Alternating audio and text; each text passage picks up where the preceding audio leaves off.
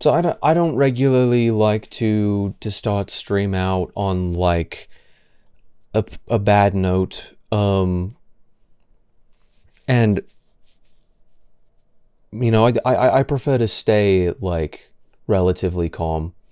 But I'm kind of fired up recently. And I'm a little bit sick of what's been going on, frankly, and that sickness. What sickness may that be? Well, I hear it's something called long COVID. Um, Apparently that's a thing. No, I was sick for multiple weeks. That's not what I'm talking about. I um don't understand why um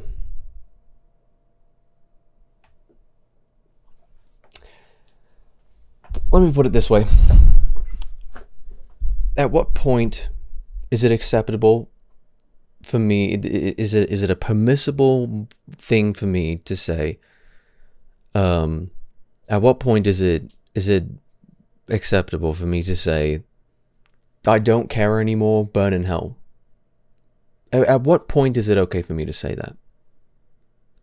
Because it really seems time and again that the world in its evil is relentless and unforgiving and frankly evil. Now, I think there's a unique amount of evils to explore here. But I think it's relevant to. I think it'll be interesting to explore. So, first of all, it all started out by some schizo, frankly, saying this, and this is what we see with I saw one Twitter user put it frankly quite kindly as Tumblr refugees. Someone else who has nowhere to go but just wants to take to Twitter. And Twitter, you saw that as a long time was a bastion for people with a lot of hatred, that it's okay to be hateful as long as you are spitting a left-wing agenda. It's okay. You can be as hateful as you want, and nobody's gonna fault you for being hateful as long as it's a left-wing agenda. And now that Elon Musk has taken things over and changed things, because I don't think a lot of his changes have been good, but I think that the spirit, the idea behind many of his changes, I'm quite happy with. I discussed that previously on stream, so I don't really have to get into it, but genuinely, what is the average person to do in this world at this point? Because that's a completely different topic that I don't really need to get onto, but like perhaps I'll touch on it briefly. It's interesting that what was previously a big old bastion for left-wing thinking has finally gotten a little bit of pushback, not because it has any sort of, what's the word,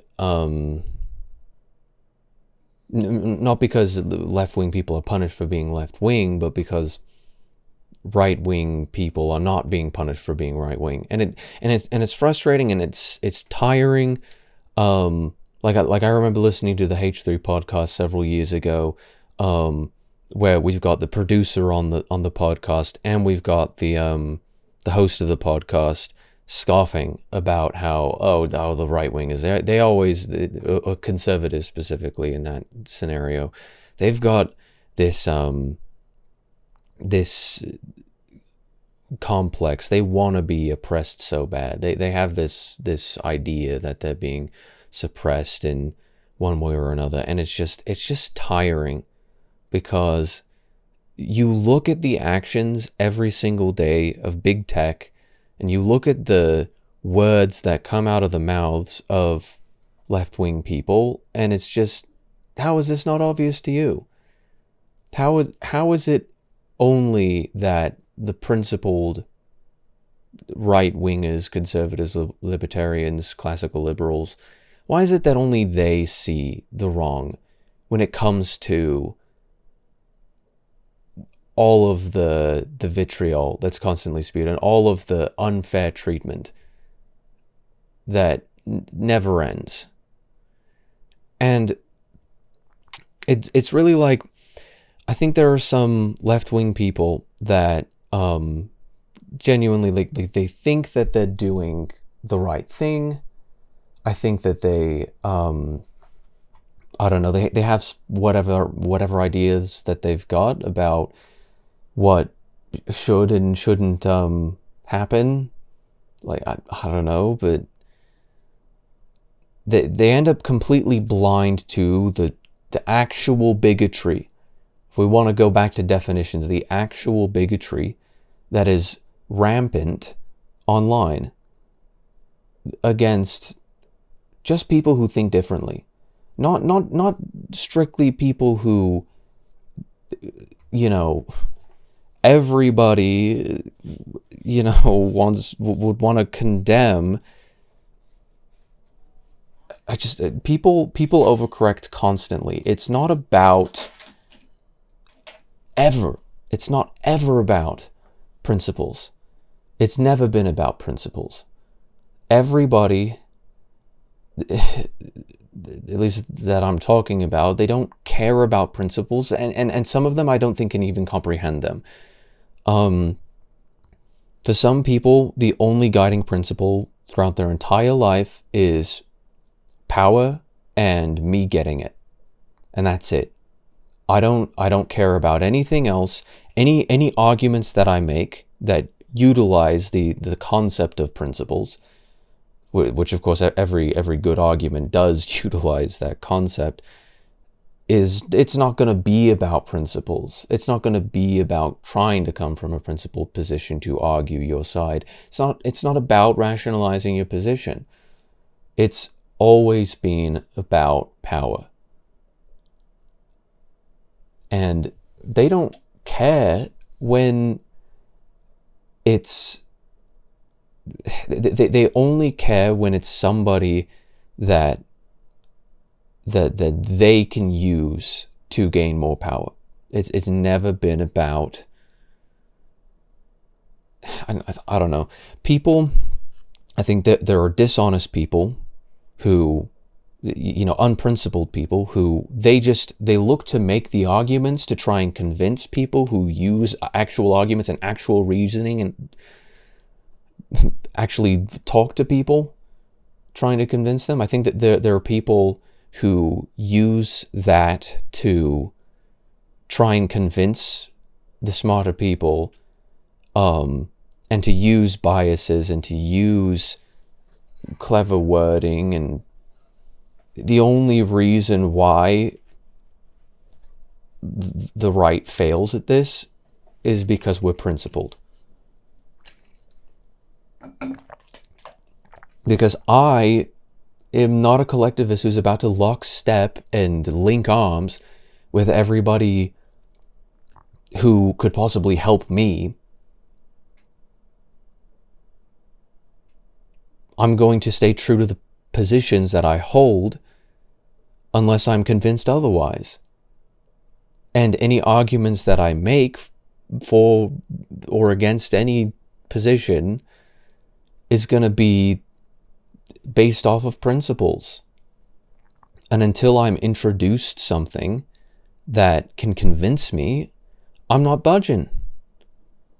But there are people who are willing to budge because they don't truly believe in any principles whatsoever, other than I want power and I want the people that I dislike to not have power. And regardless of not having power, like political power or anything like that, it's just, I don't want you to have the power. I don't want you to have freedom. I don't want you to have liberty. That's what the attitude is. And I'm sick of it, because, you know, the intelligent people who knowingly use their ability to argue in favor of one thing or another, abuse the gifts that they've been given, the intelligence that they have. They abuse that in order to give themselves satisfaction or some other form of selfish gain. And it's morally bankrupt. And so then you end up with people who are not intelligent enough, who have not been taught about truth, who are easy to mislead. And because of the cultural hegemony that they hold, because of the all of the efforts that are put into silencing the truth when the truth goes against what I want, it's like the people who would otherwise be on the side of truth end up being on the side of falsehood and lies and contempt, because they don't know any better.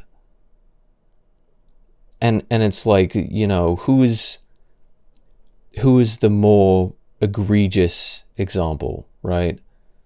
The person who didn't know any better but still did something wrong because they didn't know any better, or the person who actively misled them, the person who caused them to not know any better. Because I don't have any contempt for somebody being misled in this way. This was an incredibly stupid thing to say. And perhaps I'm blowing it out of proportion. Frankly, there's been, you know, more hot button issues than this. My take on it, as I posted recently on Twitter, was that I'm pretty sure this person confused Wendigoon for somebody else. Like, he saw Brandon Herrera or Donut Operator or some other white person with a beard and thought, I can't believe that this is the same person. And rather than Googling for half a second and doing the intelligent thing, they just emotionally took to Twitter. And it turns out that there are consequences for your actions, and when you just go and be emotional, you know, irony's not lost on me, obviously, because I'm a little bit hot and bothered right now, but yeah.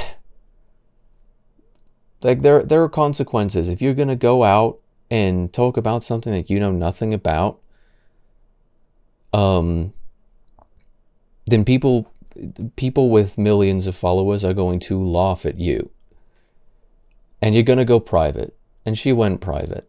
I'm assuming she's a she because, frankly, I don't know that many males named Kira. But this is somebody who is probably young.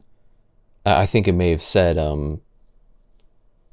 in a bio what her age was, and, you know, of course she's talking about being disabled in the bio. That was a thing that was said, but it's just, this is what a media that looks for every single excuse to demonize people does to people who are not skeptical. This is part of the reason why skepticism is so important. Because if this person was more skeptical, if this person thought a little bit more about what they took in and just stopped to think for a little bit,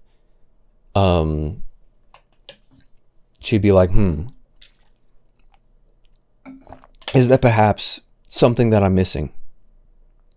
Before I go out and post to Twitter about this, is there something that I'm missing? that forethought could have saved her the expense of being laughed at by everybody on the internet. Because here's the thing.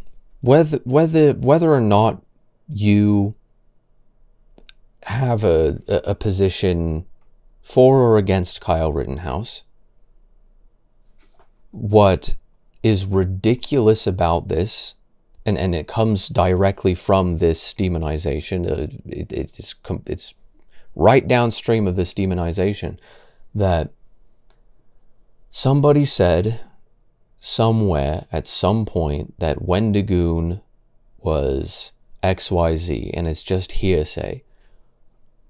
And whether or not it's even true, she's not even willing to hear out that perspective. Whether or not he even has that perspective in the first place, she doesn't want to know that he has that perspective, because she's been taught that anybody who has that perspective is an evil person. And, you know, some people said that this statement was like, you know, what are you so afraid of? Like, he's Megamind or something. What is he going to do? You know, is it genuinely, what is he going to do? And it's like, I just thought Wendigoon was an incel. First of all, that statement is completely ridiculous. Completely and utterly ridiculous, because he has a wife, and if he's anything like any relationship, you know, any marriage, then they're probably not celibate. So, first of all, know who you're talking about before you go out and talk about them.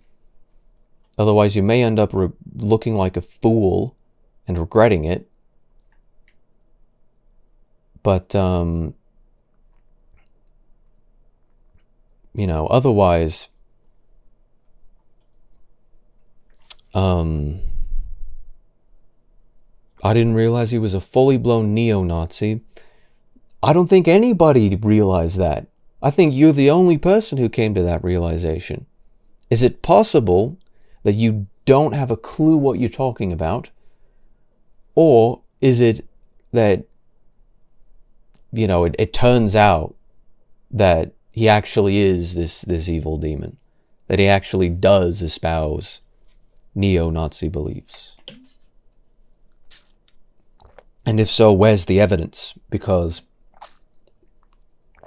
all I saw was a single tweet that said apparently he had a previous YouTube account called like Boogaloo Boy or something, and he was talking about like pro Second Amendment stuff on it or something like that. It was just hearsay. I haven't looked into it. I have no clue. But even if that was the case, you know, this is part of what, you know, the ridiculousness of cancel culture is. And it is a real thing, and people need to shut up and actually look at each individual case. We're looking at it in an individual case right now. It's a real thing. This is somebody who is a fool, clutching her pearls, thinking that somebody thinks something that he does not think, as far as anybody knows, that he does not think, at least as far as I've seen, but also that makes him dangerous. And here's the thing. We don't know, at least, you know, with just going off of this and what I'm seeing on Twitter, we don't know what Wendigoon thinks about Kyle Rittenhouse. For all we know, he could disagree with the verdict of Kyle Rittenhouse. He could, you know, be fully denouncing, you know, put Wendigoon in the position of Kyle Rittenhouse, and perhaps he wouldn't have pulled the trigger. Perhaps he would have let himself get killed. Maybe that's the kind of person Wendigoon is. I'm not saying that every single person, if put in the same position as Kyle Rittenhouse, if they didn't also decide to pull the trigger, that they're like a pussy or something. Like, frankly, there are some people who are not prepared to kill or be killed. But frankly, at the same time, natural selection. If it's between me and somebody else, then I don't really want to take my chances. And just because you would take your chances on that doesn't mean that everybody else isn't allowed to take their chances on that. Doesn't mean that Kyle Rittenhouse wasn't allowed to take that chance. There's a reason why he was not found not guilty of murder. There's a reason why. There's a reason why he's not in jail right now. It's because, you know, sometimes the justice system messes up. There are miscarriages of justice where someone isn't punished enough, or someone is punished who didn't deserve it. And that's part of why I think that's actually the best argument against capital punishment. You know, just as someone who enjoys true crime, I've seen situations where people have been put for years in prison, potentially could have been put on death row for a crime that they didn't commit, where the justice system got it wrong, and potentially someone paid for it with their blood. And that's not right. And I don't know if I trust our process enough to allow that to happen. But I think especially when there is no shred of any doubt, like theoretically, in a perfect world, we know when someone's guilty, and when they're guilty, you know, punish them adequately. But I'm not here to talk about capital punishment. I'm here to talk about this particular, frankly, retarded tweet, and Twitch can ban me. I don't care. Nobody's watching. It's fine. But, you know, if the entire premise was Wendigoon loves Kyle Rittenhouse, and you are genuinely scared shitless of what he might do, if the only premise is that he loves this particular man, I suppose he's an adult now, isn't he? When did he turn 18? I don't know. Like, what's he gonna do? What are you genuinely scared shitless that he might do? Like, hop into Kyle Rittenhouse's DMs and, you know, slide into those DMs or something? Like, obviously that's not what they're afraid of when it comes to loving Kyle Rittenhouse. I don't love or hate him in particular. But I do have an absolute sense of wanting to defend when somebody did nothing wrong, and yet there's still a massive contingency of mentally ill people who cannot, for the life of them, realize that he did nothing wrong. Like, I am sick of that. I am sick of having to see this debate trend on Twitter every once in a while, and now to have other unrelated people have their names dragged through the mud for defending, for allegedly holding the position that it is okay to kill somebody in self-defense who is actively trying to kill you. Our culture is sick that we cannot agree that in America, in the land of the fucking free, that we can't defend ourselves. That if someone is trying actively to kill us, that we have no right to respond in kind and to protect our own. life, liberty, and the pursuit of happiness, if you try to take that away from me, then you have forfeited your right to live. In that moment, you deserve to die. And that doesn't mean that I don't know, deserves a difficult word. In that moment, you have forfeited your right to live, and you have given me the right to remove you of your ability to remove my abilities, because you've crossed the line. And this is what our country was founded upon, were these new ideas that nobody ever decided to put into actual active practice of government. These ideas of life, liberty, and the pursuit of happiness, life, liberty, property, was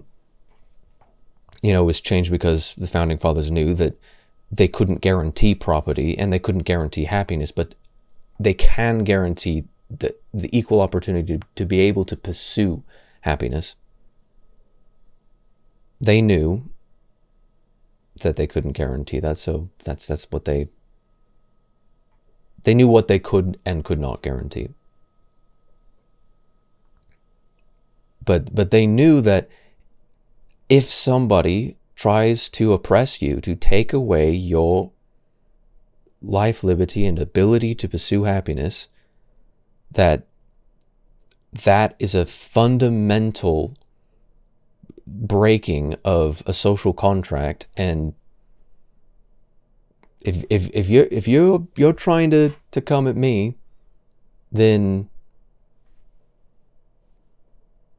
there's certain rights that you can't be afforded anymore, including your right to live. If you're trying to take away mine, I've got the right to say, no, you don't get to take that away from me. And this applies to just about everyone.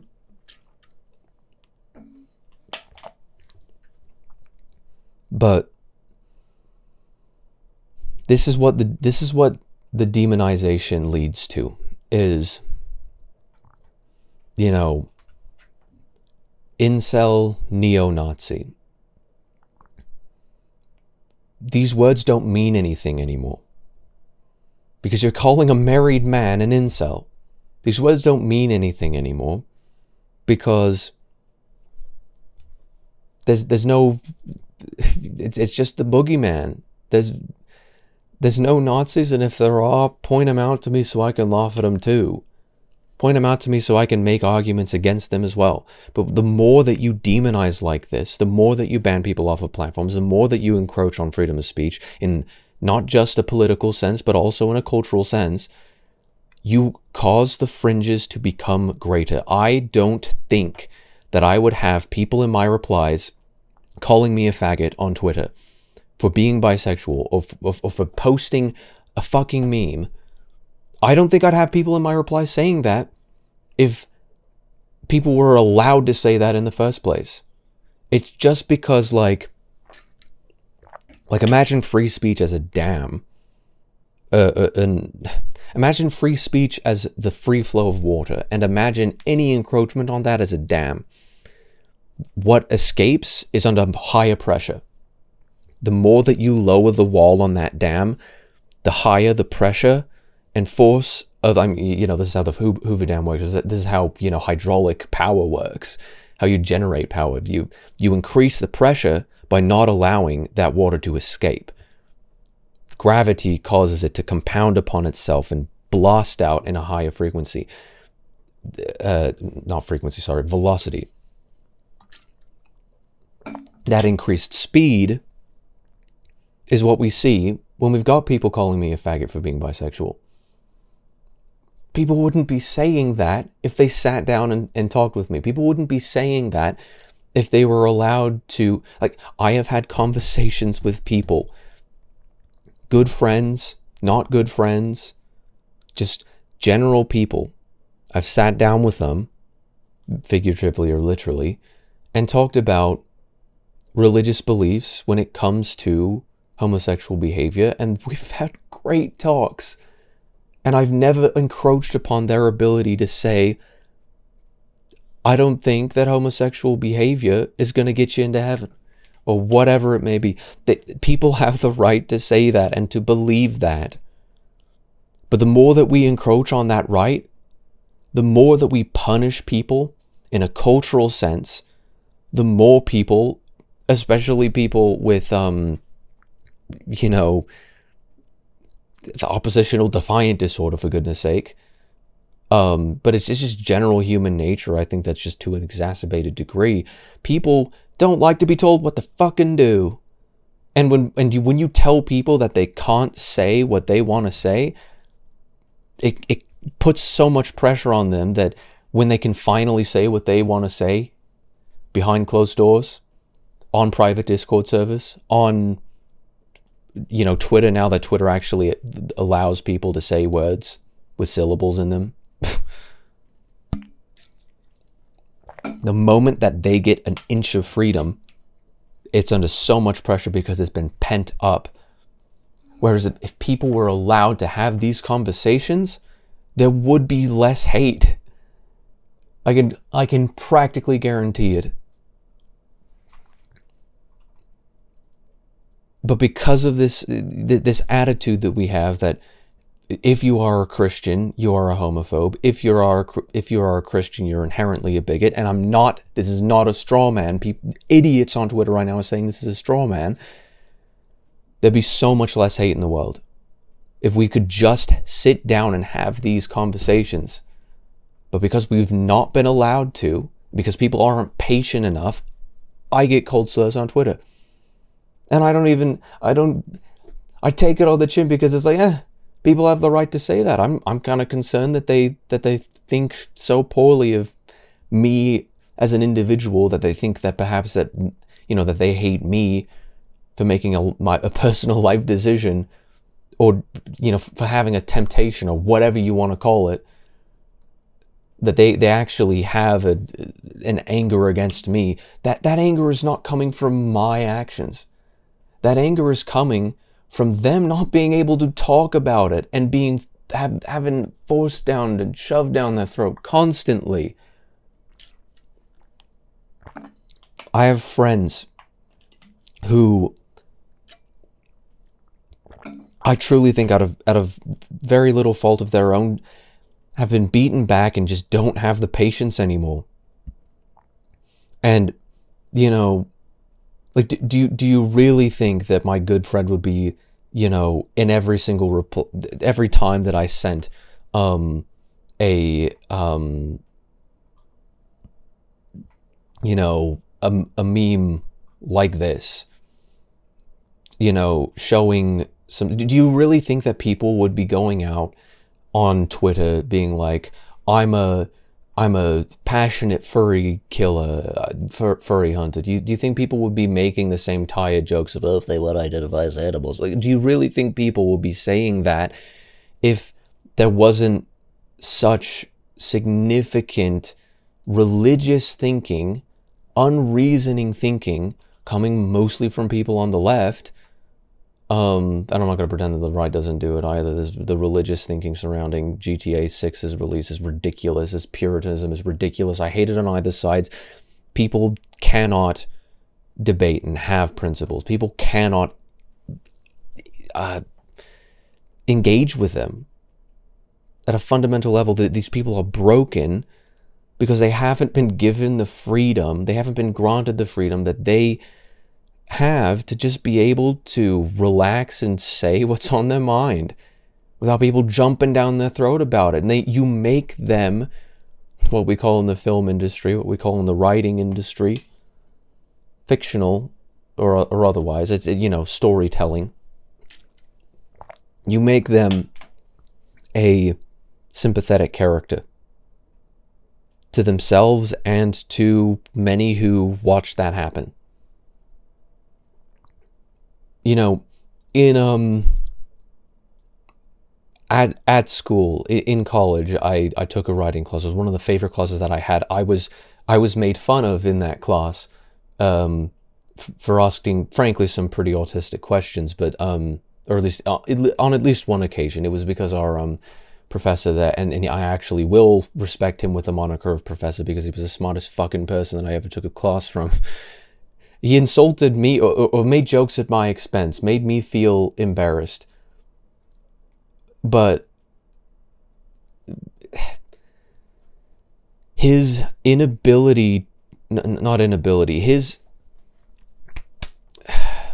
fortitude in just saying what was true, what was right, was more important than my feelings in the moment. And I could have held a grudge against him, but I didn't. You know, but the example that he had in that class was in the documentary Bowling for Columbine, which I actually do kind of want to see. Probably would rant at it, I don't know. But in that film, documentary film, Bowling for Columbine, the filmmaker, I forget his name, sits down with the then president of the NRA, and he shouts him down, being like, look at all the kids that died in Columbine, this is your fault. And he accidentally made him a sympathetic character. He thought that he was on a righteous crusade. And the NRA guy was there like, I had no hand in this. And, you know, an innocent person getting defensive. I would love to look up that scene. I would love to actually see the irony of that situation go down. And I don't think Professor N, as I suppose I'll call him, I don't think he was right wing. I just think he was actually dedicated to objectivity, and it seems that the closer dedication that you have to objectivity nowadays, the more right wing people will claim you to be.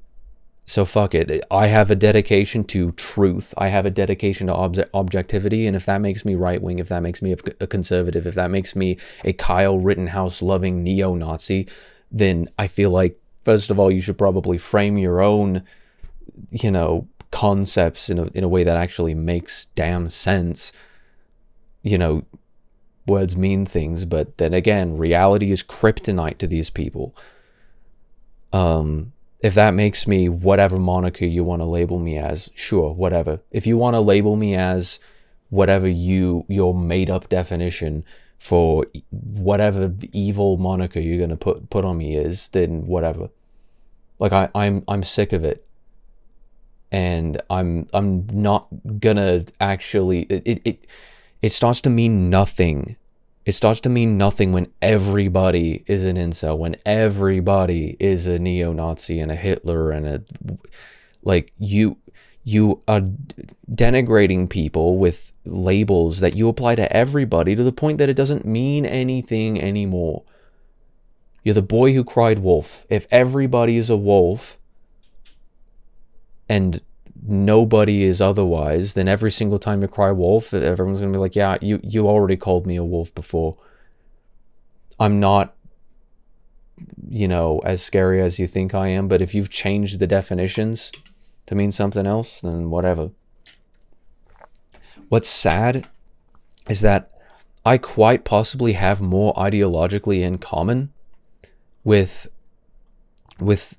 some of these edgy people saying slurs online than I do with, you know, the people who would actively, you know, put their fists up in support of me being bisexual. Because your support means nothing when I see what you truly stand for. Because it's not like you stand for nothing. If you stand for nothing, what do you fall for? It's not like you stand for nothing. It's that you stand for evil. And if you stand for me and evil, then you're no friend of mine. Like, I don't know. And I don't fault people for having trans flags, and I don't fault people for being non-binary or whatever. There's people just living their lives in whatever way that they want to. But I really, if we didn't have, you know, regulations that allowed big tech companies to defend themselves against, you know, Am I a platform? Am I a publisher? Schrodinger's big tech platform. Let's play this game of Russian roulette. Whatever answer benefits me in the moment. If someone disagrees, if someone I disagree with says something I disagree with on my platform, well, I can ban them, and it's fine. But if somebody on my platform said, like, it pushes me towards anarchy, if anything. It's like I'm starting to not even care. Like, I'm starting to not even care about, you know, people organizing in these groups. Like, I feel like if we just finally release the dam, there would be some destruction for a while. But then all of that pressure would eventually even out, and we'd reach an equilibrium. But it's only because we've opened the dam a little bit, and people are pissed that we're opening the dam, because look at what's coming out the dam. If the dam wasn't there in the damn first place, then it wouldn't be under such high pressure. If people felt like they could just say that I don't think homosexuality is good for your eternal well-being, and if people know that they have the right to say that, and they say that, and they don't, and people say, you know, I disagree, but let's have a conversation about it. That's what I say to people who say that. That is what I say to people who say that. As a bisexual man, bisexual male, like,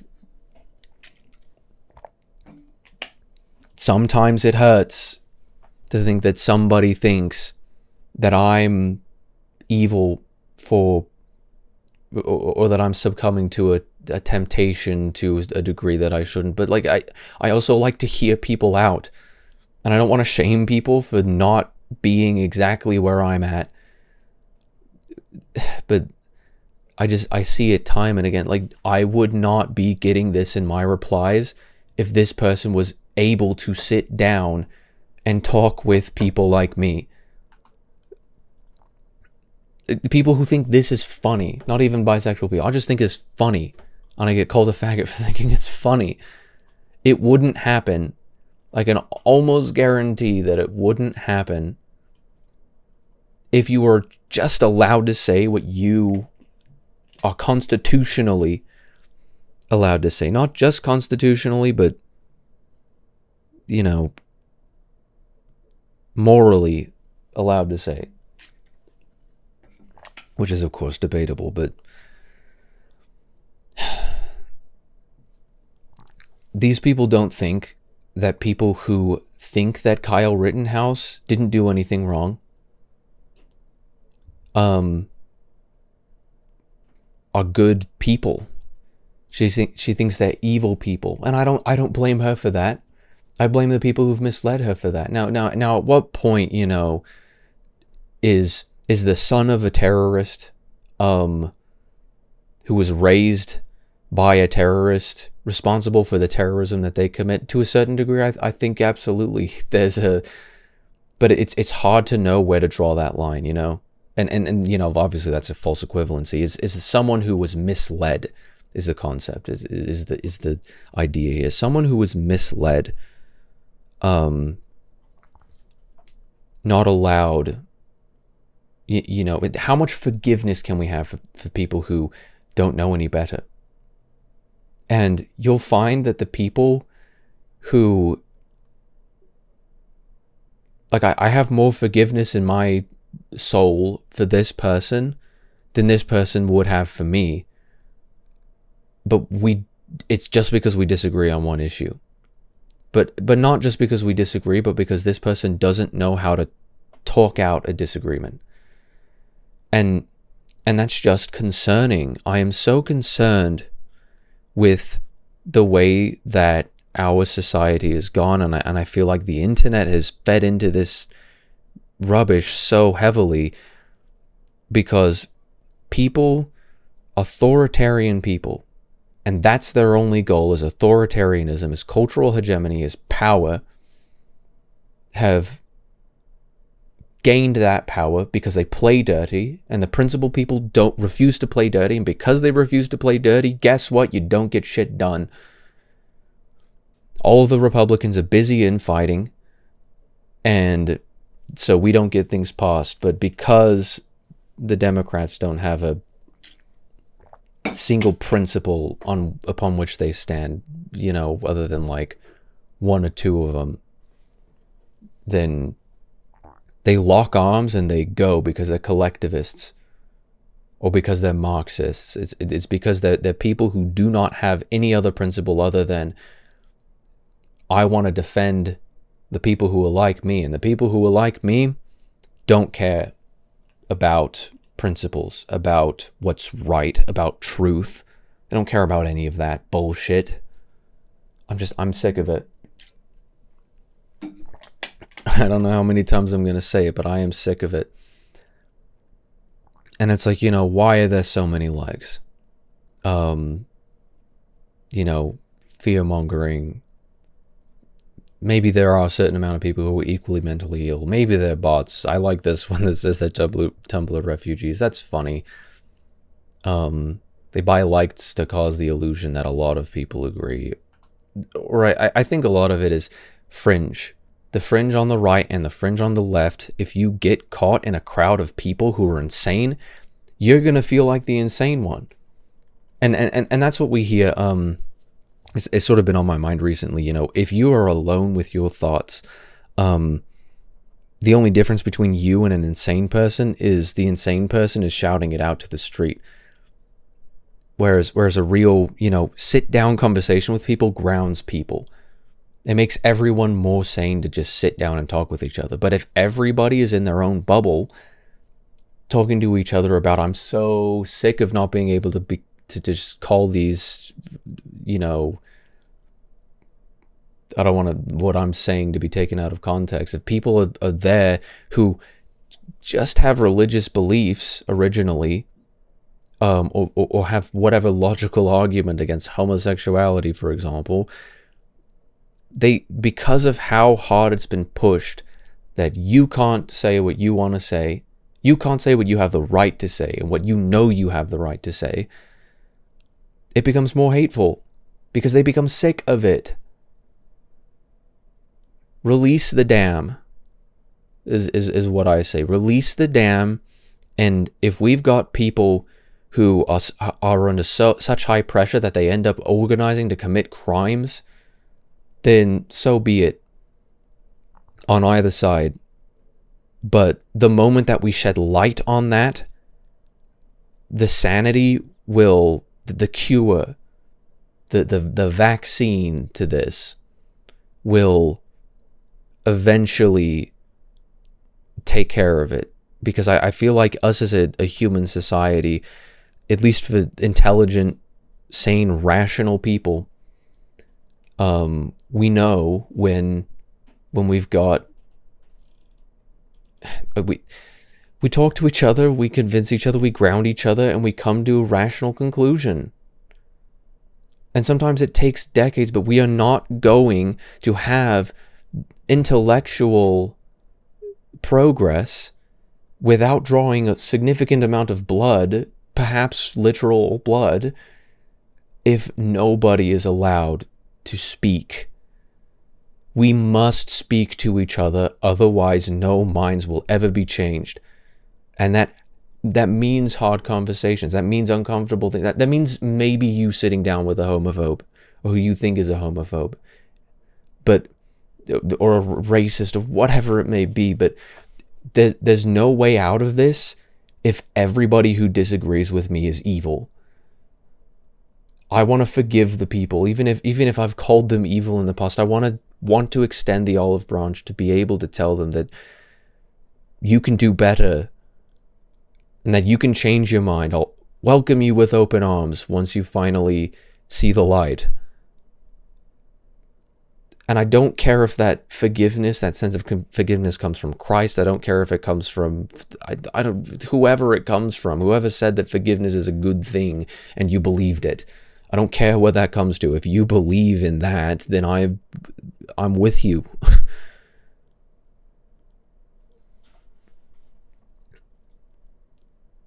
Because I don't think this person knows what they're talking about, and that's the only guilty thing here, is that you have You have attacked someone based off of falsehoods. You have been dragged into a religious dogma, frankly, that has caused you to think insane things. And what do we do with insane people? We do what we can to bring them down to earth again. And if you're on cloud 7 over here, for goodness sake, like, we're going to bring you down and say you weren't in a good place, a good state of mind. But there's no convincing people if we can't rationalize our positions. There's no convincing people if we clutch our pearls every single time somebody says something we disagree with, and we will not have progress if nobody has the courage. And I, at this point, I don't care. I'm going to just say what I want to say, and everyone else be damned. I don't care anymore. Because it, you know, for the people who know, knowingly spread because it's out of their own selfish reasoning, they knowingly spread lies that cause people to think idiotic rubbish like this, those people can burn in hell. But for the people who don't genuinely know better, who have been misled, who have never seen the light, you can see the light, and I'll be the one who's willing to sit down with you and show you that light. If it takes just me, if it takes just me against the entire world, and I have to, you know, Smash Bros. World of Light everybody and you know, reactivate everyone, then so be it. If I have to steer everyone right, then, and I'm the only sane one left, then whatever. But I'm going to speak, when I see wrong, I'm going to call it as I see it. And that's not speaking my truth, that is speaking the truth. If you think there is a difference between the truth, if you think that truth is subjective, then you don't know what objectivity even is, and you don't believe in objectivity. And if you don't believe, if believing in objectivity makes you some sort of right-wing, whatever label you want to label, then sure, whatever. I don't care anymore.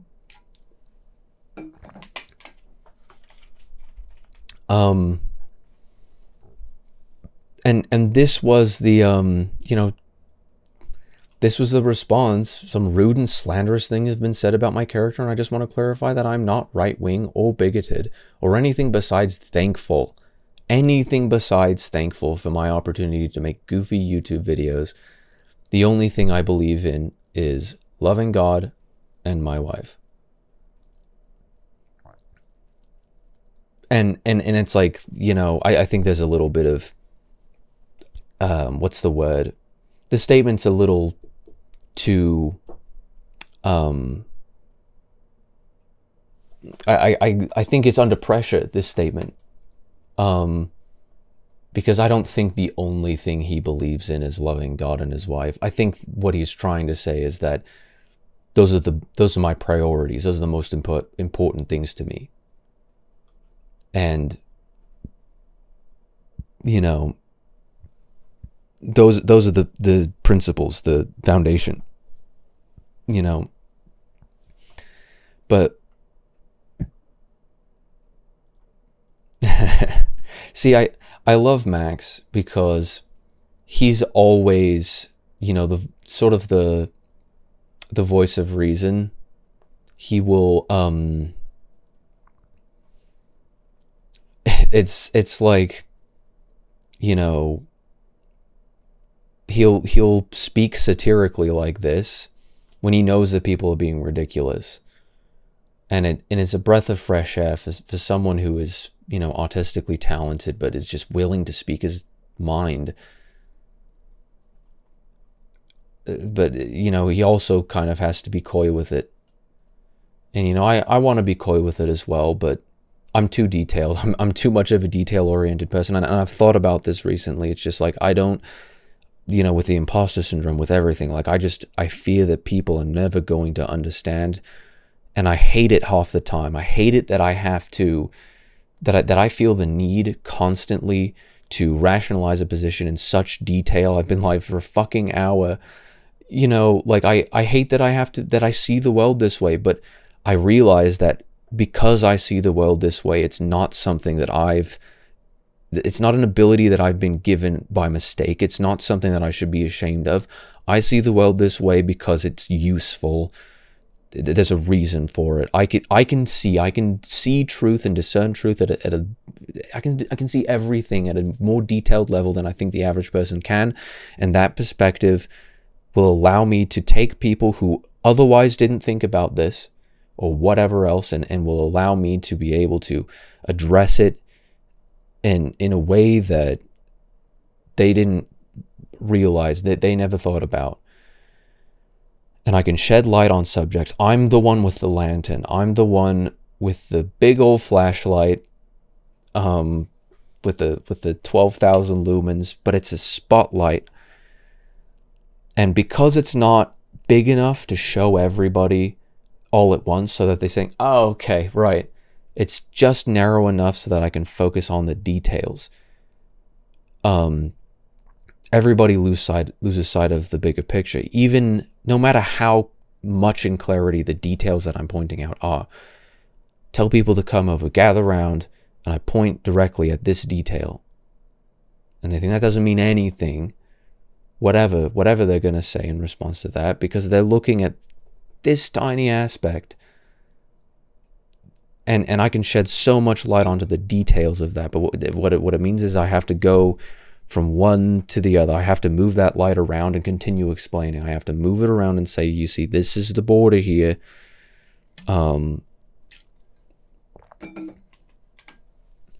This is what we're looking at. And even if I can only focus on one amount of it, the clarity and the light that I can shed on it, I think is important. And I hate, the only reason that I hate it half the time is because I know that people don't have the intelligence or the patience or the whatever, that there are people who just aren't here for it. They don't want to hear it. Well, I'm done caring about those people and what they think and say. I'm done with it. I'm going to use the gifts and abilities and talents that I've been given to do what I know is right.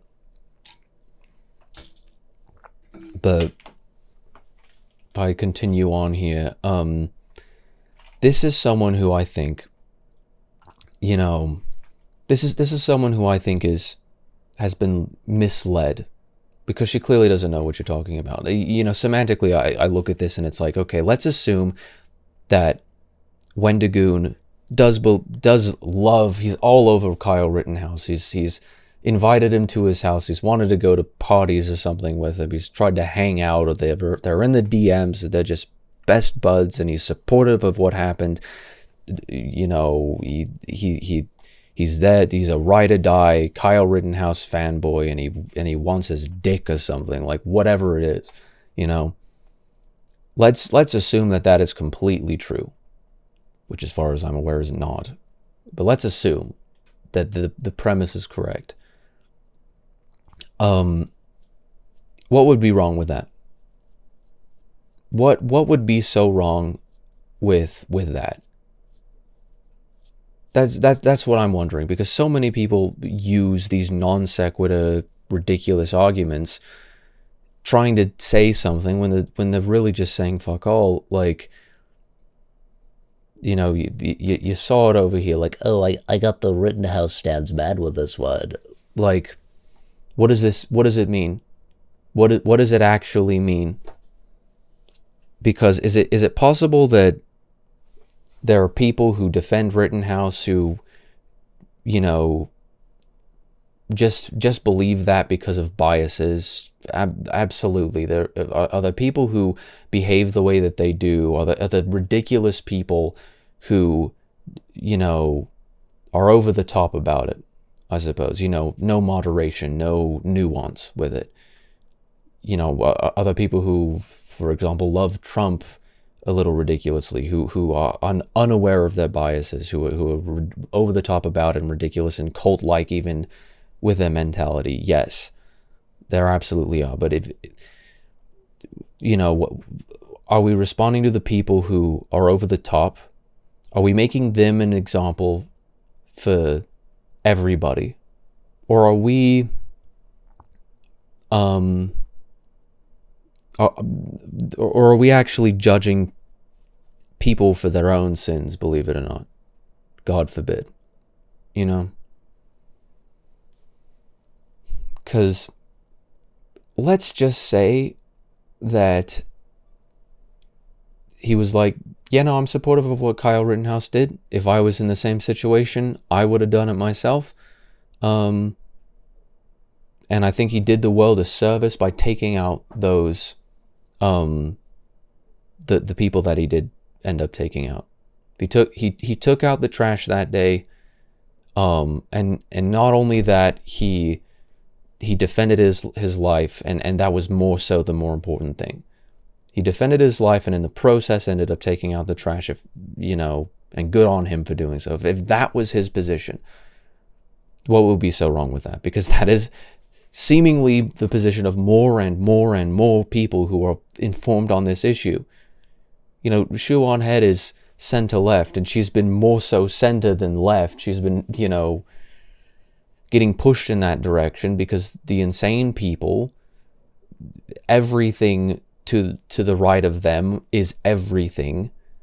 It's like you are there on the cliff of left, and everything from that, and there are insane people. There are like people who, again, misled people like this, who don't know anything about anything, who, and I've had conversations with these people. I've known these types of people who, you know, will repost a meme that is like, the world's reasonable middle is far left, apparently. It's like, it's exactly the opposite. It really is exactly the opposite.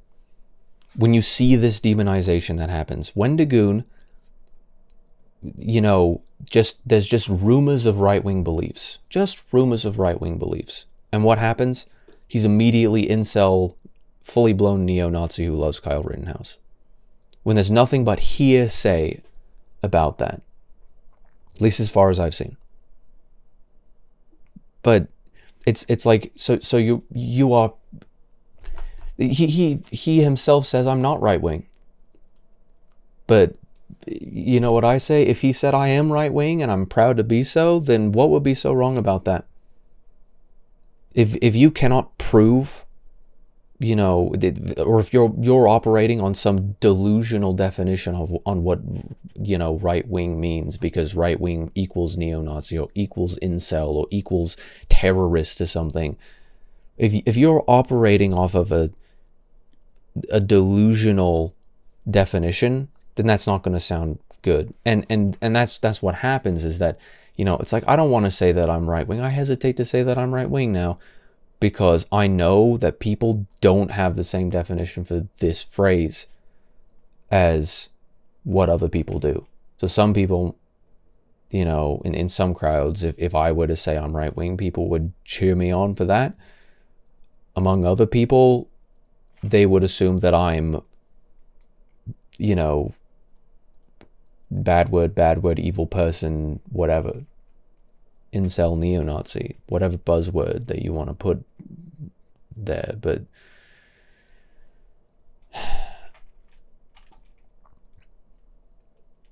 like there's the misinformed, to get back on topic. There's a misinformed, and then there's the, I think this is somebody who can engage with principles just enough to know how to mislead people, just enough to say, I may have a bigotry, or I may have a you know, a bias against these people, but I don't care. I don't care because I believe in the insanity here. And it's just like, it, you know, do I have more in common with the, you know, the trans and the you know, whatever, you know, do I have more in common with somebody who's not going to be, you know, not going to make fun of me for portraying myself as a dragon online because they're a furry and they like anthropomorphic characters? Like, oh, he's an anthropomorphic character, so I'm okay with that. It's like, do I have more in common with someone because of that, or do I have more in common with someone who's a quote unquote based furry hunter, who says homophobic slurs on Twitter, but also believes in freedom of speech? I'm beginning to, you know, it's like I have to now play like, you know, Ajax. I have to go and scrub down, you know, the people who also believe in free speech, because the people who also believe in free speech have things that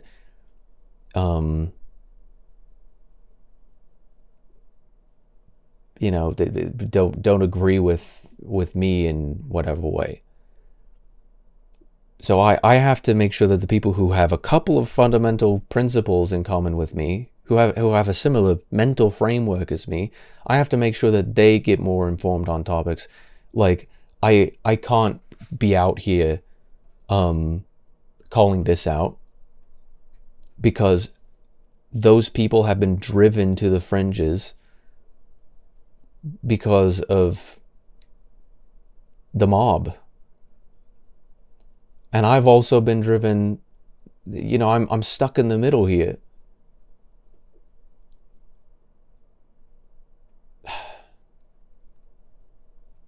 And it's, people aren't slandering him for being religious or married. Yes, they are. Yes, they fucking are. Stop lying. If you looked for half a fucking second, you would know. This is somebody who perhaps didn't see. But I don't know how much credence I'm willing to lend you in comparison to this person who obviously doesn't know at all what the fuck I'm talking about. This is somebody who, the people aren't slandering. Scroll for 2 seconds. Have you looked? Have you looked for 2 seconds? You can't go one video without saying he's a Christian. I was subbed to him when he had like 4K subs. And unsubbed when I heard him talk about his religion in a random vid, Lamau. I unsubbed when I heard him talk about the fact that he was Christian. He's the bigot, though, because Christians are bigots.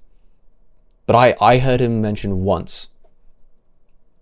I heard him say once in a relevant video. And I was watching his video on the Mandela catalog.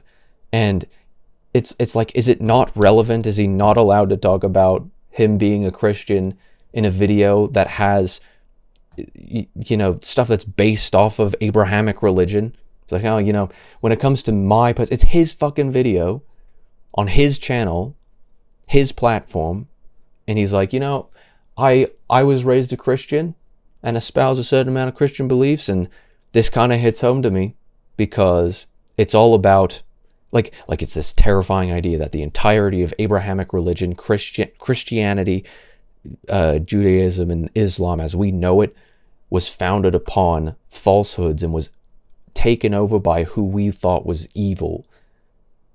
You know, everything is a lie. Everything that I've known is a lie. That is what in this fictional universe has happened.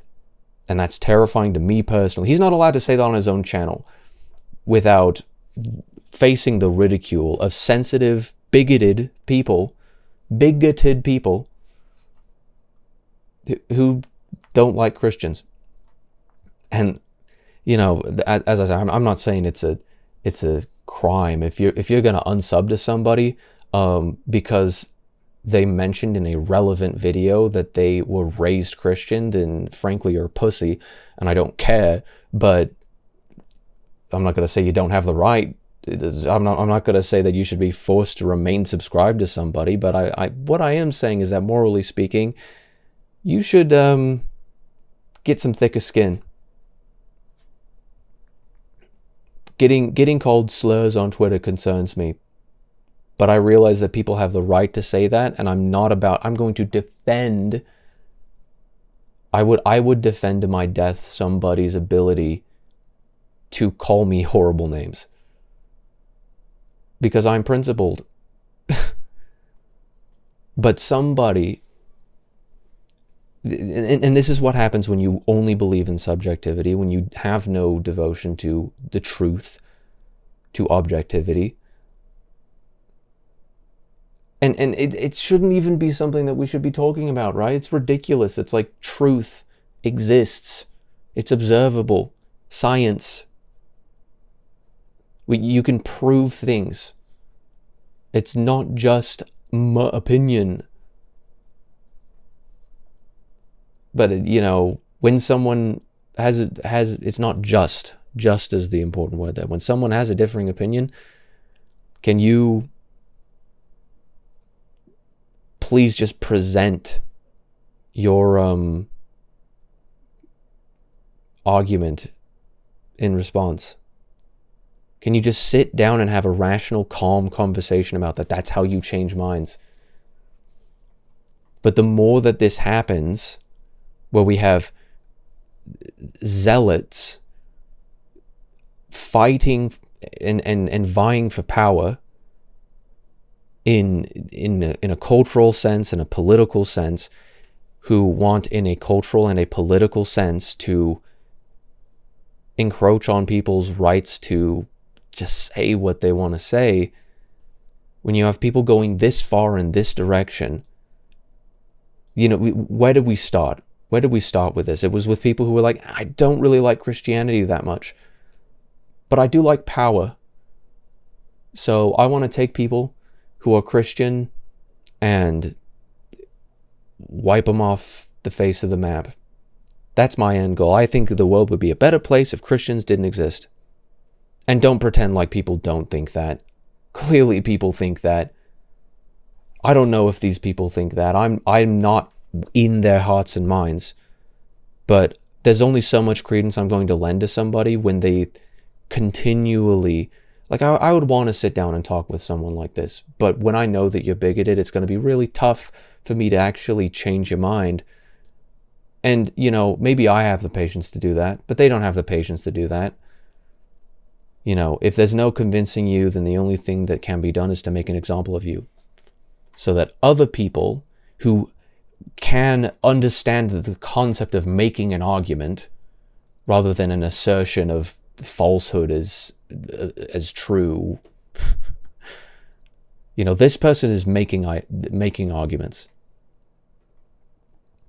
The premise is false. The premise is false, and therefore the entire argument, you know, there's a difference between a sound argument and a valid argument. Is this a sound argument? Well, you know, people aren't slandering him for being religious or married. That's a premise. Let's assume that premise is true. People are slandering him for supporting the white supremacist Kyle Rittenhouse and having some part in those ideals. Those are two additional premises. Let's assume that those are true. No one gives a fuck if this man loves Jesus. Like, don't come after him for that. That's another premise, and then I suppose that's like an exoneration. Every single premise in this argument is false. Every single premise in this argument is false. So, do you have a sound argument?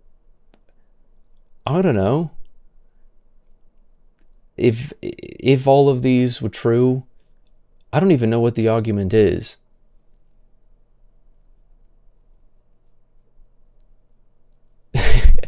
If you want to go after him for anything, you should get on his ass for his name. No.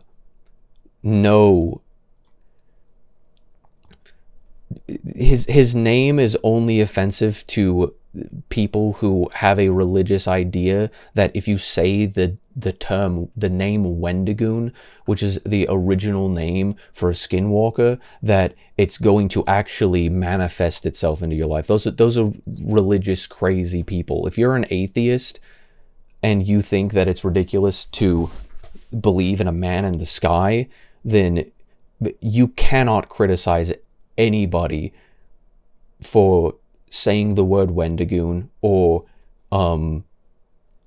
saying the name Wendigo, sorry, it's a portmanteau of Wendigo and Wendigoon, without being a complete hypocrite. It's like, oh, you believe in the man in the sky? You get offended when I insult yo man in the sky?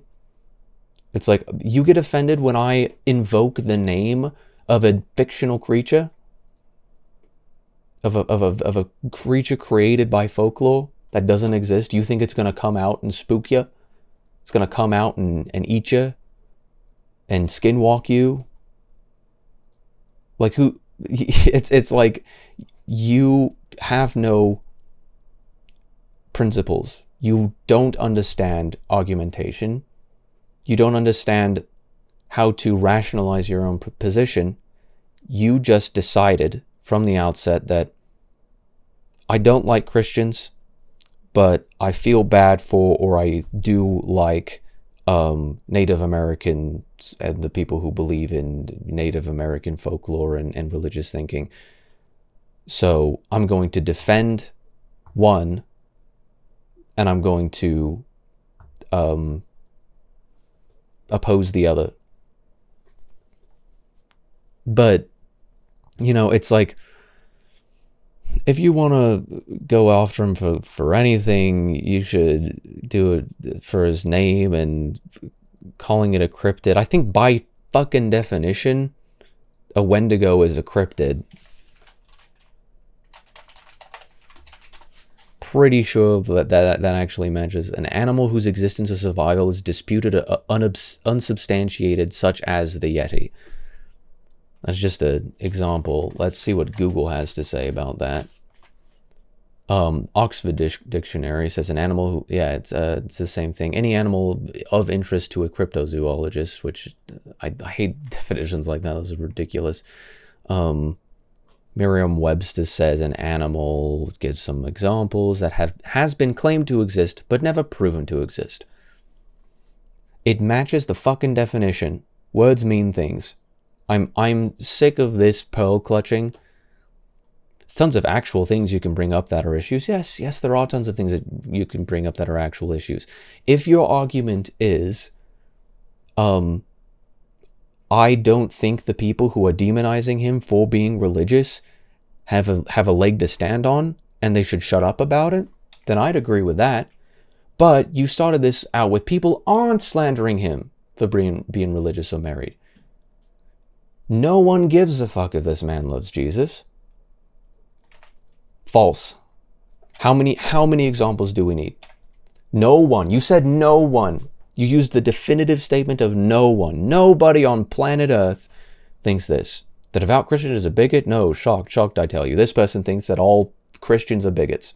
Or at least devout Christians are bigots. As far as I can tell, he's not a devout Christian. I don't need to look up the definition of that word. He's not thumping his Bible constantly. He literally, in multiple videos, has said, this is going to get a little bit sacrilegious. If that bothers you, then sorry.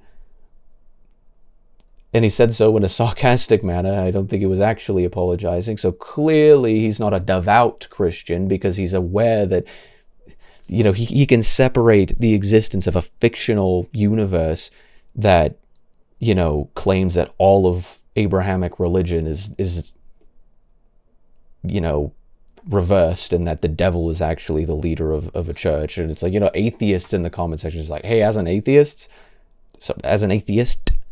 that also terrified me, because I'm afraid of all the people who believe in that. What if it was not only not true in that sense, but it was actually, you know, the other way around? Like, that's pretty terrifying. Atheists and Christians alike were talking in that video, in the comments, just normal, sane, rational people were talking about it. And it's like, these people have differences of opinion.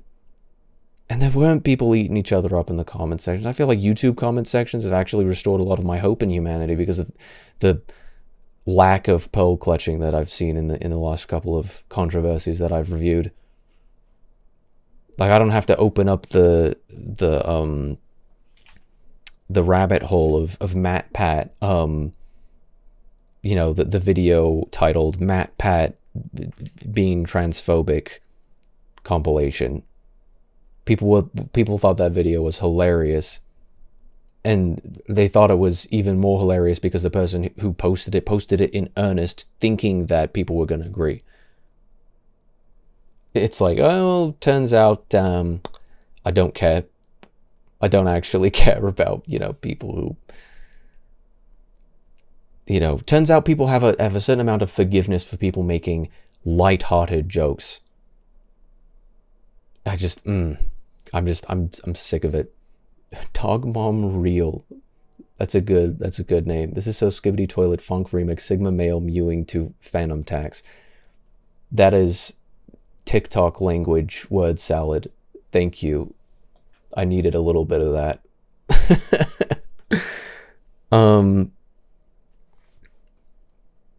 But it's like multiple people presuming he's Christian, therefore, well, of course he's a bigot.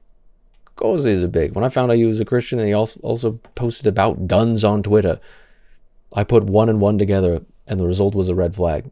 That doesn't sound like bigotry at all. That doesn't sound... It's like, I have a nuanced position. I have a principled, nuanced position against Christians. This guy posted about guns, and he mentioned that he was Christian in a video. You're welcome. All right, thank you. I need a little bit of Skibbity Toilet in my life at the current moment in time. I immediately felt off about him when he stated he was a devout Christian. What do you mean? Being Christian is sus. I don't know if that's the correct tone to put on that. I could forgive somebody. They could be meaning the exact opposite of what I'm interpreting that to be. I don't know. Wonder why Christianity would be a red flag in America. It's not like half of Americans are trying to enforce pseudo-biblical laws to force a religious hegemony on the people. What's funny is that this is more true of like agnostic / atheist, just authoritarians on the left than it is of, right-wing Christians. And yes, when it happens, like I saw it, there were people who were saying ridiculous things about the GTA 6 launch. They're like, this is propaganda. There's pornography. It's softcore pornography. It's degeneracy. I don't care. like those people who think that should be banned or in the very least culturally shamed, it's just like, yeah, I think they're being ridiculous too. I think they're not being smart about that. Like, I'm with you on that one. But how much power do those people actually have to not only influence, the opinions of people, but also to influence, the actual ability of people to, like, no matter how hard people rail against GTA 6, they're not going to make a dent in the sales. GTA 5 has been it's been out for like 8 years or whatever, and it's been a consistent retrend. People have been able to go back to that game time and time again. I think I saw Minecraft trending recently. It's just like, yeah, that too. Like, no matter how hard you rail against it from whatever direction, it's too popular. People enjoy it too much. If the religious right and if the quote unquote non-religious left rail against it, people don't care. That it's not going to actually stop anything. But how many people actually are trying to cause issues to Christians being able to speak their minds on? It's like half of Americans are trying to enforce pseudo-biblical laws to force a religious hegemony on the people. Okay, like, point out to me, like find me the example about that, and we're probably going to open up a can of worms. You're going to say something like abortion, and it's going to be like, okay, now we're going to, that goes the next 8 hours, but the people aren't going to be able to point to something that's actually substantial. I will pay you money if you can find an actual, and I don't have money. I don't have money. I will pay you money if you can find an example of this that actually works, you know, it's like give me a single example and convince me that that is what you're saying it is in this sentence that I won't repeat for the sake of brevity. But it's like, you know, I brushed it off because I had a little bit of hope he wasn't like the rest of them. How do you know what the rest of them are like? How do you know what every single Christian is like? The ego from that statement is palpable, because it's like multiple times throughout this stream as I've been making, you know, this example I repeatedly point to is, I don't think that this person is evil. I think that this person is misled. And there's been multiple people that's like, everything comes with the, you know, the grain of salt of, I think if they realize that they are wrong, then I welcome them with open arms and I forgive them because they realize that they were wrong and they're coming through to the error of their ways. But most people call themselves Christians to hide the fact they're terrible people. That sounds like bigotry to me. That sounds kind of like it meets the criteria, the definition for bigotry. Genuinely good people don't need to be afraid of an invisible, omniscient space daddy who will send you to hell for drinking soda. Like, it's all the same stuff. But I think I would forgive this person, even though I disagree. This sounds like someone, because they're actually offering arguments, believe it or not, God forbid. I actually would be far more willing to sit down with this person than the person who's just like, I saw Christian and guns and clutched my pearls and unfollowed and screamed about it later. Like, come on.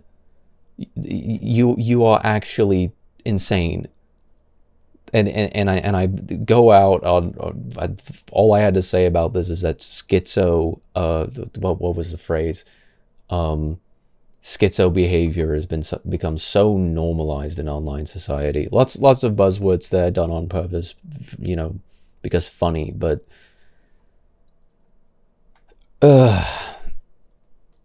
when I saw him show off a gut in the video and then remembered he's a Christian, why am I not surprised?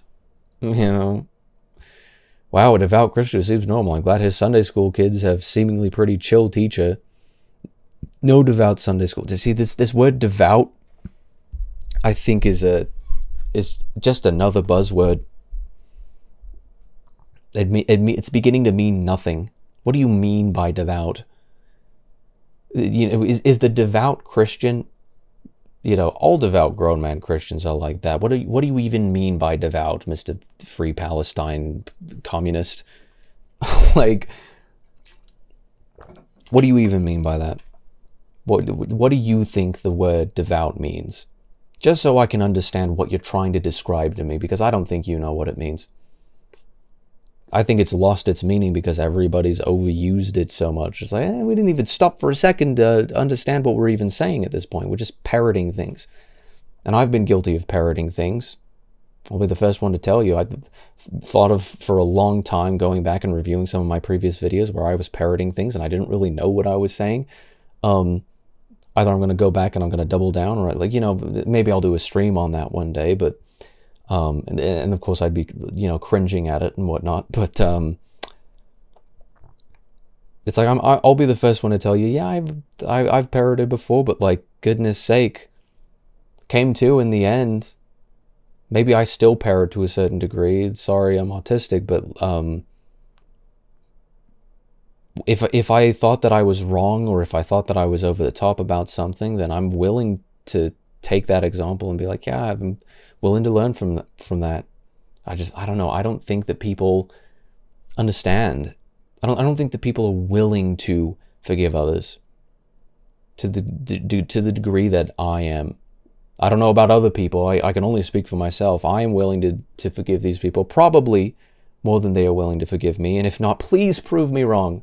Please prove me wrong. And, you know, if you want to sit down with me and have a discussion, like, and be reasonable, good faith discussion where we can actually make progress, and change minds. Like, come on. Like, it's just silly. It's so utterly silly, and I'm so sick of it. And it's like, then people just go out and lie. And you know, there's a difference between a lie and, you know, being misled. A lie is a communication sent with the intent to deceive. This is somebody who probably just intended to rant to validate their own position. Probably. But it's ignorant as hell. And I'm sick of it, because it's like this. I think this does more damage. These 3.6 thousand likes ultimately do more damage than these 12,000. Because this someone could read that and be like, I don't even know who Wendigoon is, but from this tweet I hear incel, fully blown neo-Nazi, and I hear Kyle Rittenhouse, and maybe they didn't even read that far and they like it because they're like, I don't like those things. There are ignorant people who can believe such an ignorant statement. But there are ignorant people who could be convinced by this statement because it's attempting to make fallacious arguments. This, I think, is more damaging and concerning. Because I'm openly wrong. I am just going to be openly wrong without having scrolled for 2 fucking seconds to the people who have been pushed further right wing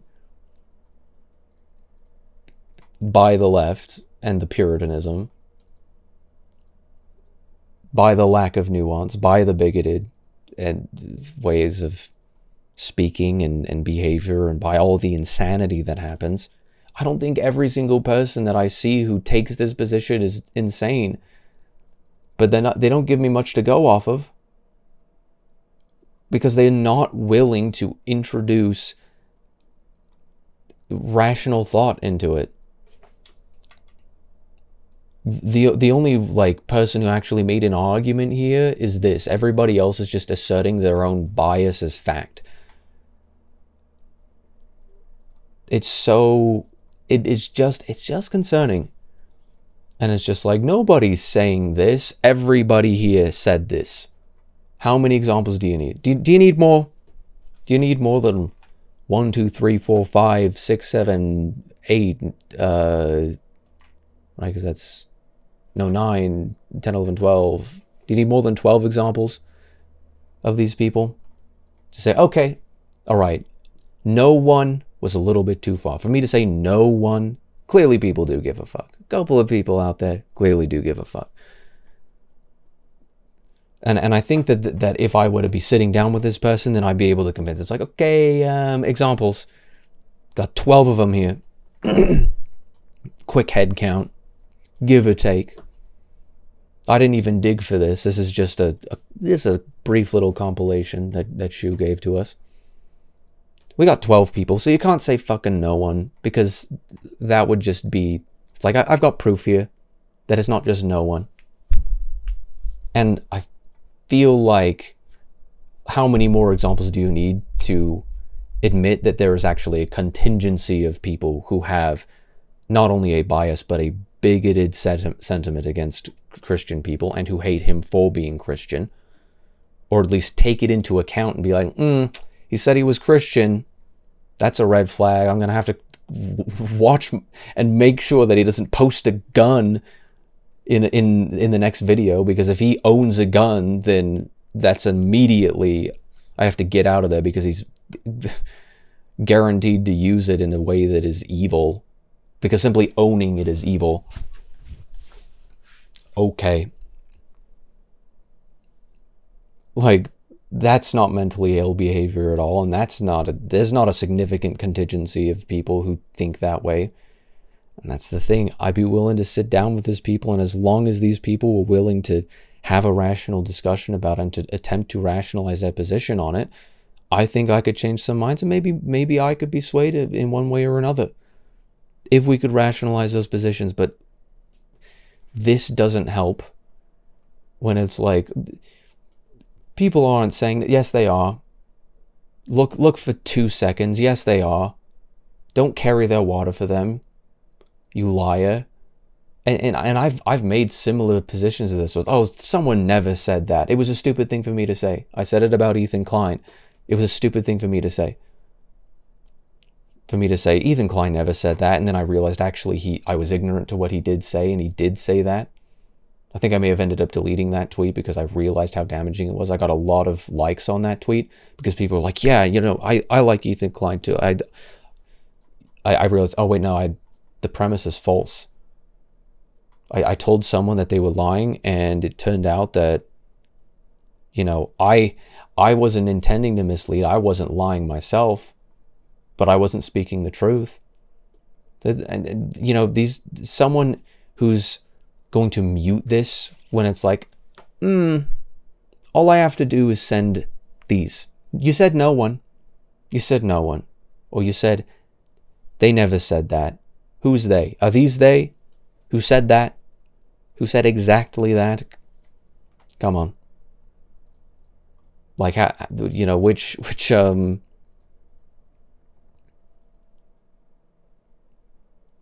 just,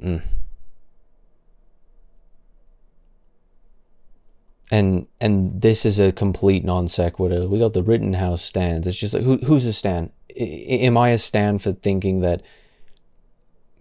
And this is one thing that I ended up having bookmarked just because it's just so fascinating. This is in reply. It's not even addressing the claims that no one is saying that about him. Yes, people are saying that about him. I wish that someone had the chance to say, maybe if I scrolled for long enough, I would eventually see somebody. Oh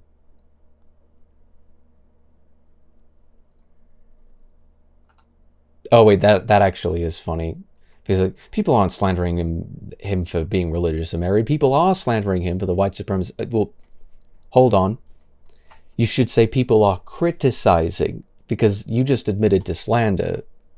That is true. I didn't consider that.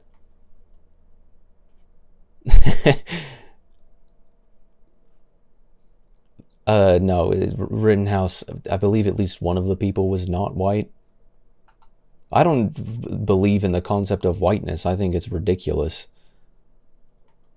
Like, the concept of whiteness is simply the color of your skin is different. It's reductionist. It's like you could be Irish, you could be whatever. Yeah, I don't even have to get into that. But even if it were true that the only people who did that to him were people of color, which is also a ridiculous term, if they were all non-white. I hate America's perception. Even if that were true, it still wouldn't mean a single thing, because all three of those people tried to do bodily harm against him, and he had the right to defend himself, and he did so.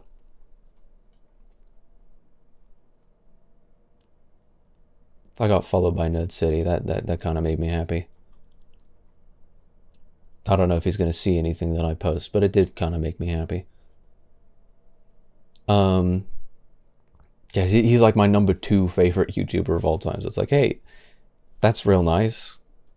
That means that like #1 and #2 on my list kind of ended up noticing me senpai at some point. But Gage walked up to Kyle, a 17-year-old boy, was knocked to the ground stunned, pulled out his handgun, and made it on the, you know, clear self-defense. And it's not even, this is a pro Twitter stream. I think so. I think it is. I get too caught up in speaking, because it's been 1 hour and 40 minutes. I don't know when I'm gonna be done. But it's like this isn't even talking about the argument, the false statements made in this, that you know, people aren't saying what they literally are saying. This is actually just talking about, okay, so first it's like let's assume that people aren't saying that. It's like what people are saying is that they don't like that he's supporting Kyle Rittenhouse and whatever, and it's like, okay, so why is it bad to support Kyle Rittenhouse? He defended himself. You know, 1 hour and 40 minutes of just straight Twitter. That's the life. I may as well stream it just to get it off my chest than to lose my mind on my own.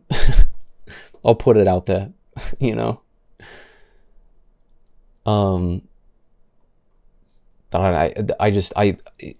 I feel a need constantly to rationalize my position on something, and you know, as I say, I hate it half the time, but like, if it's only doing it to satisfy me, then you know, so be it. It's like,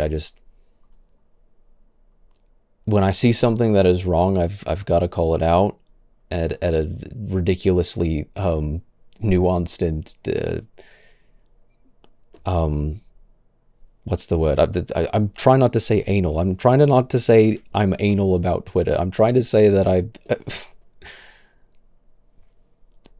what do I, in my bio it says I'm a pedant. That's it. Pedantic. I get remarkably pedantic, and you know, if it convinces people, which it has on some accounts, then I call that a victory. And if nobody sees it ever, and I, you know, take it to my grave, hey, well, at least I was satisfied in rationalizing my own position. At least I knew that I was right, right? But you know, admitted on the stand that he planned to execute Kyle, disarmed him without killing him in that predicament. And he later testified that he intended to kill the person who neutralized him as a threat. Like, how do people possibly, and you know, this is the one that I was interested in. Gage had an illegal firearm while Kyle's was legally obtained. He's, you know, Gage was a convicted felon. If you are if you're a convicted felon, you do not have the right to own a firearm. It kind of turns into a privilege, not in the same sense, you know, privileges can be revoked, you know, but if you are genuinely a dangerous person, being a convicted felon, especially on, I think it varies state to state, but on violent crime charges of a violent crime, you are no longer allowed to have a registered firearm in your name, at least not a handgun, because you have proven yourself to be a dangerous person. You are no longer going to be trusted because you decided to violate the social contract that everybody enters into, whether they know it or not, that if you attempt to take away someone's life, liberty, or the pursuit of happiness, their ability to pursue happiness, then you forfeit your right to live in some predicaments. And, you know, if Gage had died, then, you know, it would have been justified. But he didn't. He was lucky enough to live another day, and then he went on the stand and said, yeah, I wanted to kill him. And everybody, apparently there were people that literally face-palmed, so says the hearsay on Twitter. There were people who, in the courtroom who literally face-palmed. I haven't seen the video. When he went up on the stand, it was like, you know, I had my handgun and I intended to kill him. He puts his hands up, pretending like, don't point your gun at me, man, I'm not going to hurt you. And immediately after intends, right there, to execute him, executioner style,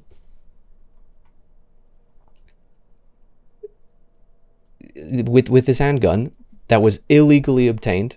It was an unregistered, illegally obtained firearm. He was a convicted felon who was not allowed to have a firearm. Like, this person is morally bankrupt. You know, I've talked about forgiveness for the biased people, and for the you know, just the people who go out and, you know, say wrong things. Frankly, it's like, hey, if you can be convinced, I welcome you with open arms. I forgive you for being wrong. If you can admit that you were wrong, then I believe in forgiveness for that.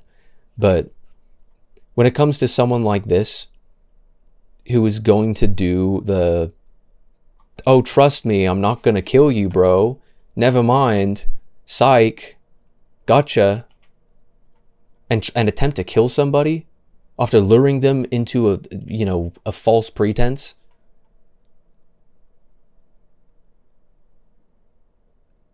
Like, you know, sort of as, I'm thinking of the Fuse animation, which is, you know, it's fictional. In Apex Legends, there's a Apex Legends, the Fuse, one of the Fuse finishers is that he takes you by the hand and he helps you up, and then he winks at you and gives a little smile, and it's like ding, and then he headbutts you to death. Like, that's a cartoonish thing, and it's like you're approaching somebody who's in fear of their life from multiple people. Like, before this, he was attacked with a skateboard. And I don't care how much you think that a skateboard isn't a, you know, a lethal weapon. If he's trying to hit you in the head with it, it absolutely is. And even if it wasn't guaranteed to be lethal, you do not have the right to attempt to fracture anybody's skull without their consent. Like, if you're on Jackass and you've signed a release to say you can, you know, I'm Steve-O and I want to see if I can get my skull fractured by a skateboard, then it's like, okay, you've taken that risk upon yourself. He didn't consent to the pain of having it's like this is an important moral determination to make.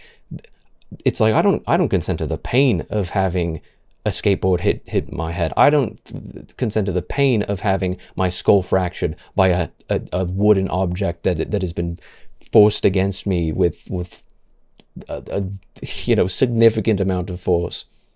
I don't consent to the hospital bills that I would have to pay, and the recovery time, and the suffering, and the potential brain damage. The potential for brain damage is of, like, why is it all of a sudden that he doesn't have the right to defend himself and his bodily autonomy? Doesn't have the right because he's 17 years old and he traveled 20 minutes. Doesn't have the right anymore to defend himself against violent people. But these violent people had the right to give him bodily harm. You know, he doesn't have the right to defend himself, but these people have the right to execute him. Who's the murderer here? Who is the attempted murderer here? Both of these people lived. One of them pointed a gun at the other. The other pointed the gun back and could have shot him dead. Didn't. Ended up disarming him in that predicament. I don't remember. Was Gage the pedophile? I don't know. Either way, convicted felons with illegal firearms who do crap like this, I kind of wish he died. I kind of wish he died because I really...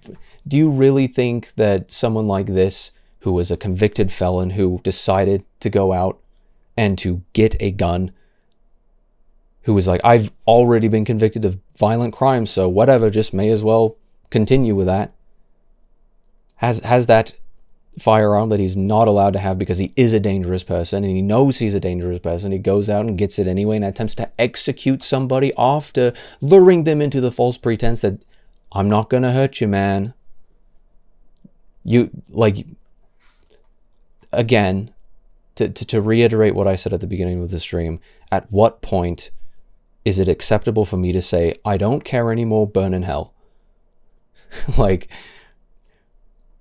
because if we can't agree that someone who is a danger to everyone around him, and Kyle Rittenhouse is clearly not, if you know anything about this case, you know he is clearly not. You could see his bright purplish blue gloves that his, well, you can't see from this angle because his hand's on the other side, but no, you can actually see. There are enough pixels to see. Look at that trigger discipline. Look at the trigger discipline. His finger's right there. The trigger's right there. His finger's not on the trigger. I was going to say, yeah, you can't see it from this angle. You can. You can literally see. There's enough pixels to see. That is just really something This person is seconds away from attempting to execute him, to murder him in cold blood, and he doesn't even have his finger on the trigger. Who's the danger to society here? The convicted felon who's moments away from attempting to murder someone in cold blood, or the person with trigger discipline defending his own life against aggression? And people don't believe in the non-aggression principle. People look at libertarians like me and scoff and think, oh, the non-aggression principle.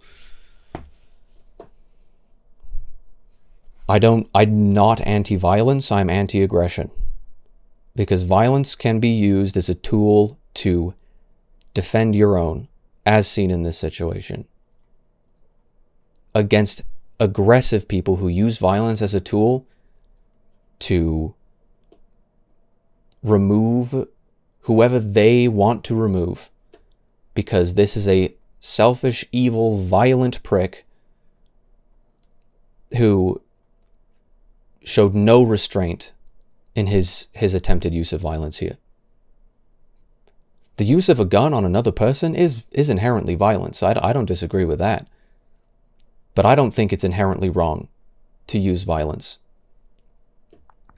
Because, as we see, violence can protect the life of an innocent person, can protect the life, liberty, and the ability to pursue happiness of an innocent person, or it can be used to destroy. It can be used for protection.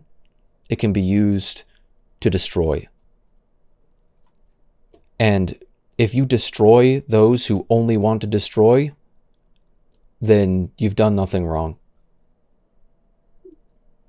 In both a moral and a legal sense, there's a reason why Kyle Rittenhouse is not in jail. It's because he's not a murderer. He was not found guilty of murder because he's not a murderer. The justice system gets things wrong all the time. Not all the time. I would like to see, and that's the thing, is that it's a moral issue. It's like on every single count of someone, being found guilty or not guilty, which ones were the miscarriages of justice? You can't put a number on that, because it's debatable. That's why we mess up sometimes. In this case, I can say in confidence that Kyle Rittenhouse did nothing wrong. And I am not going to... The same with this. It's like, you're making arguments based off of false premises, saying, oh, it's a straw man. Is it a straw man? Oh, the slippery slope isn't real. Is it? Because we're currently heading down it. It's behind us at this point. We're at the bottom of the hill that's covered in soap. We're at the bottom of the slippery slope. You dope. And it's like, oh, come on, nobody thinks that. People do think that. And I'm trying not to repeat myself, but it's like, but he's having a part in some of these ideals. Do you have an issue with ideals? And you were willing to slander people over the perceived ideals. He said he denies being right-wing because he knows that the witch hunt would come to him. You know what's funny is that if he owns guns, and I'm not going to try to make the left's arguments for them. If he owns guns, he probably is right-wing, because he probably believes in life, liberty, and the pursuit of happiness. He probably believes in truth and objectivity, and apparently that makes you right-wing now. Apparently that makes you right-wing now. So he denies being right-wing because he knows that people don't know people have an idea about that term. But, this is what happens when the mob comes for you. This is the mob. And the people who make arguments are defending the mob. They're not part of it. They're not there physically. They didn't try to kill him. But there are people who, because they know nothing about anything, do not comprehend that this was an evil man. And there were two previous ones who I believe he was the third one, right? We were already shot dead. Evil man who tried to execute him, murder him in cold blood. And it was like, hey, you're trying to kill me? Not if I have anything to say about it. And if you genuinely have a problem with someone defending themselves against being murdered, where it's like, hey, if it's you or me, and you are putting me in the position, I don't want to make the position. Nobody wants to kill anybody. But sometimes you force the hand of people. It's like, okay, I'm going to limit all of your options. Literally, like, you know, it's used as a metaphor, you know, gun to your head. Would you kill somebody? Kyle Rittenhouse decided that literally, gun to his head, yes, he was willing to use lethal force against somebody, and that is not wrong. That is not wrong. He was there defending people, including himself, who deserved to be defended. And why did they deserve to be defended? Because there was aggression, rampant amount of aggression and evil that was being committed. Millions of dollars of property damage doesn't matter, apparently, to people. Property damage? Oh, you can't kill people over property damage. What about literally someone with a gun to my head attempting to kill me? Do I have the ability? Will you grant me that to match the same level? How can I get out of this alive? You just want me to take the bullet?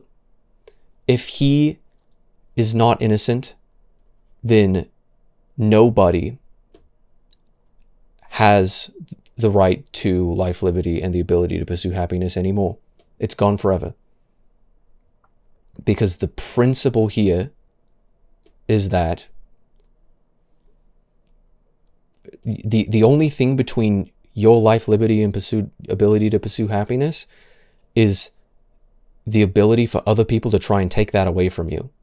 And if there's no deterrent against that ability for other people to attempt to take that away from you, if you cannot defend yourself when literally gun to your head, someone is saying, I'm going to take everything away from you. I'm going to destroy you and you will be gone.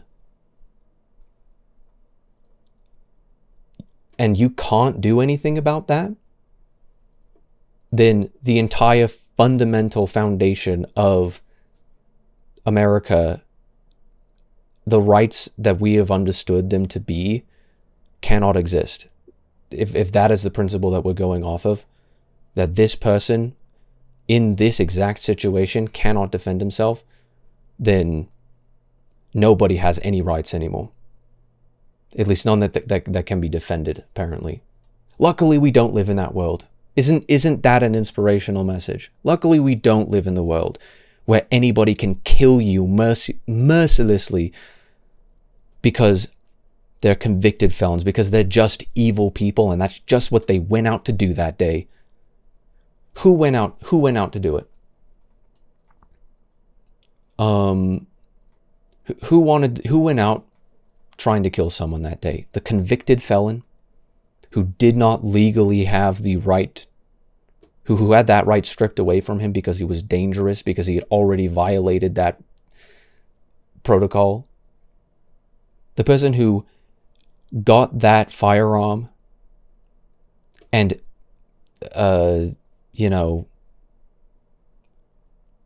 possibly, according to at least Twitter hearsay, crossed 2 state lines. Don't take it from me, do your own research, but, how is Rittenhouse not allowed to travel 20 minutes from his home when he traveled further from his home as a convicted felon? This person has legally the ability to own this gun, but apparently that makes you evil in the first place. Okay. This person does not legally have the ability to own a gun. This person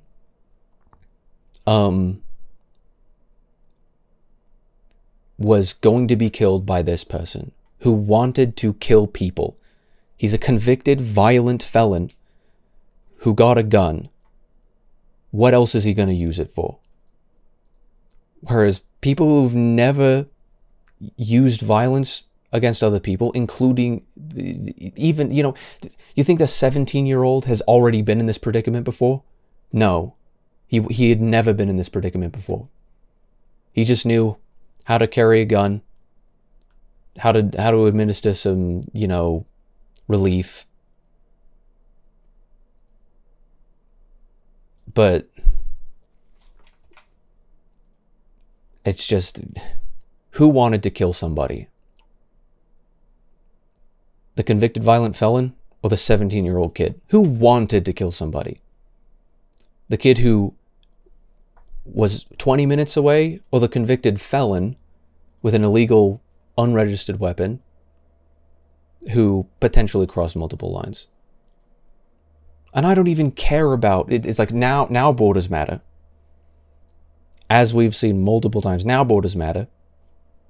Now it matters when someone actually used a weapon, when someone actually used violence to defend themselves. Now it matters. Suddenly borders matter when someone traveled 20 minutes away from the house. But someone who potentially traveled more with an illegal firearm, who was not using restraint, who attempted to trick a child into letting his guard down so he could fucking murder him. Who wanted to murder who at this point? The only people who look at this situation and say that Kyle was the murderer / attempted murderer in this situation are delusional. And whether that delusion was brought upon them by others who didn't know, who did know better and decided to lie anyway because all they desire is power and influence. If it was because they were evil people, or if it was because, you know, the delusional people are, it's either, you know, being delusional I don't think is wrong, because the delusion can be brought upon them by somebody else. But if the person who brought upon that delusion to them is somebody who knew better themselves and just wanted to tell lies for their own selfish gain, you know, anybody, whether it be either group of people, anybody who looks at this is either lying to themselves and others, which is evil, and I think is worse, or they're misled and delusional. And they you know, can't tell the difference between, you know, literal syllables and words and actual physical violence such as this. They can't tell the difference between self-defense and attempted murder. They literally cannot tell the difference. That's what we're dealing with here. It's sad that, like, we've got so many people drudging this up again. It's been years since this incident occurred, and yet nobody has gotten it yet. And it's like, I don't know. Is this your age, 20 plus? I don't know. I'm 20 plus as well. So clearly you don't have any excuse. Like your excuse is, you know, I don't know if you know better and you're lying and evil, or if you're delusional and you've been lied to and you've bought into a lie. But either way, you're wrong and you should be ashamed. I was mentally ill at some points. I mean, mentally ill to a different degree. I don't know if no, I was delusional. I was delusional about some things at some points in my life.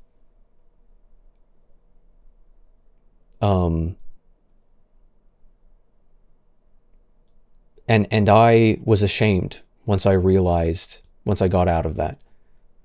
I was ashamed. I was, how could I be so foolish and short-sighted and insane? Maybe not to that degree. Because I just thought that I had some, I was self-diagnosing for mental health diagnoses that were incredibly rare, that I had nowhere near the actual... It's like, no, you're not that. You're just a little silly. Just on the spectrum. But that hardly left my sphere of influence. What this is slandering people. Wendigoon being roped into this, being someone who never said, as far as I'm aware, anything about Kyle Rittenhouse or anything espousing a right-wing belief other than the hearsay that perhaps he had a previous YouTube channel. That, let's say he was convinced otherwise. Let's say he did. Let's say he had old videos where he said things and he's like, you know what, I was wrong about that. I think differently now. I understand to a better degree now. But, like, are we still going to hang him on that, even if that was the case? Like, it's wrong on every single count. You want to charge him for being Christian? You're a bigot. I don't care. There's nothing wrong with being a Christian. There's certain things downstream of being a Christian, yes, that absolutely the Christians treat people bad all the time because they are Christian. I'll call them out when I see it as well, but there's nothing inherently wrong with being a Christian. Inherently, morally. Nothing wrong. So you're going to hang him on that? Okay, what else you got? What else are we going to try him in the court of public opinion on? He's right-wing. What's the source? Give me the source. What is it? Just hearsay? Okay, well, innocent until proven guilty. And even if he was proven guilty of being right-wing, I don't think you have anything morally speaking that you can hang him for. The only reason that it's now it's pejorative to call someone right-wing is because of the insane people who peddle this.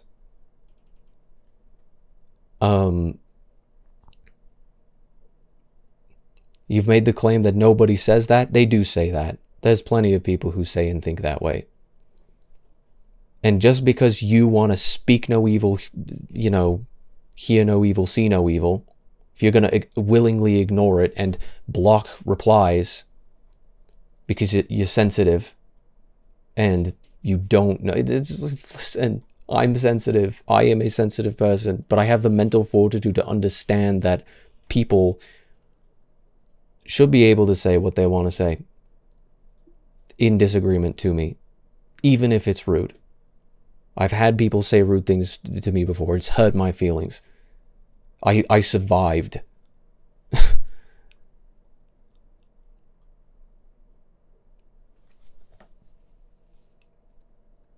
I don't know. Is his name Isaiah? Bring up the fact that Isaiah has liked tweets in support of Rittenhouse is not even slander.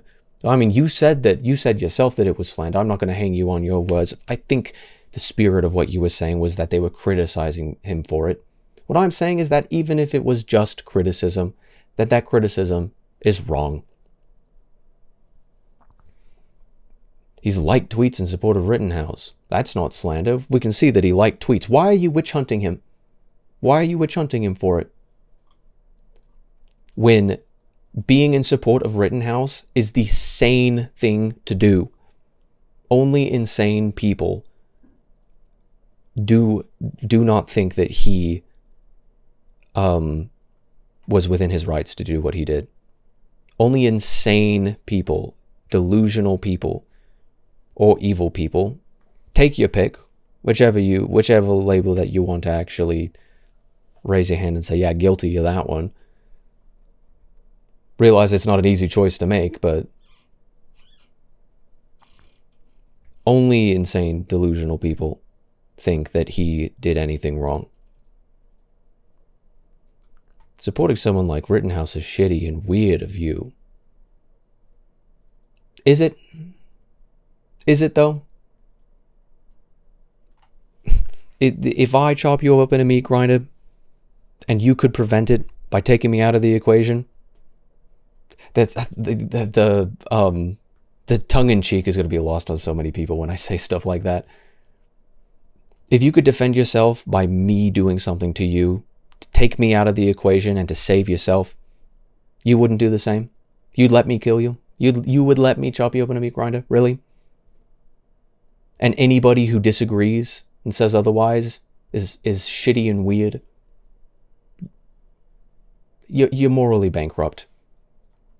I think you, if you genuinely think that, either you know that it's wrong and you don't care because you're evil, you're delusional, I repeat myself, and you've been misled, or you're delusional because you don't know what reality is.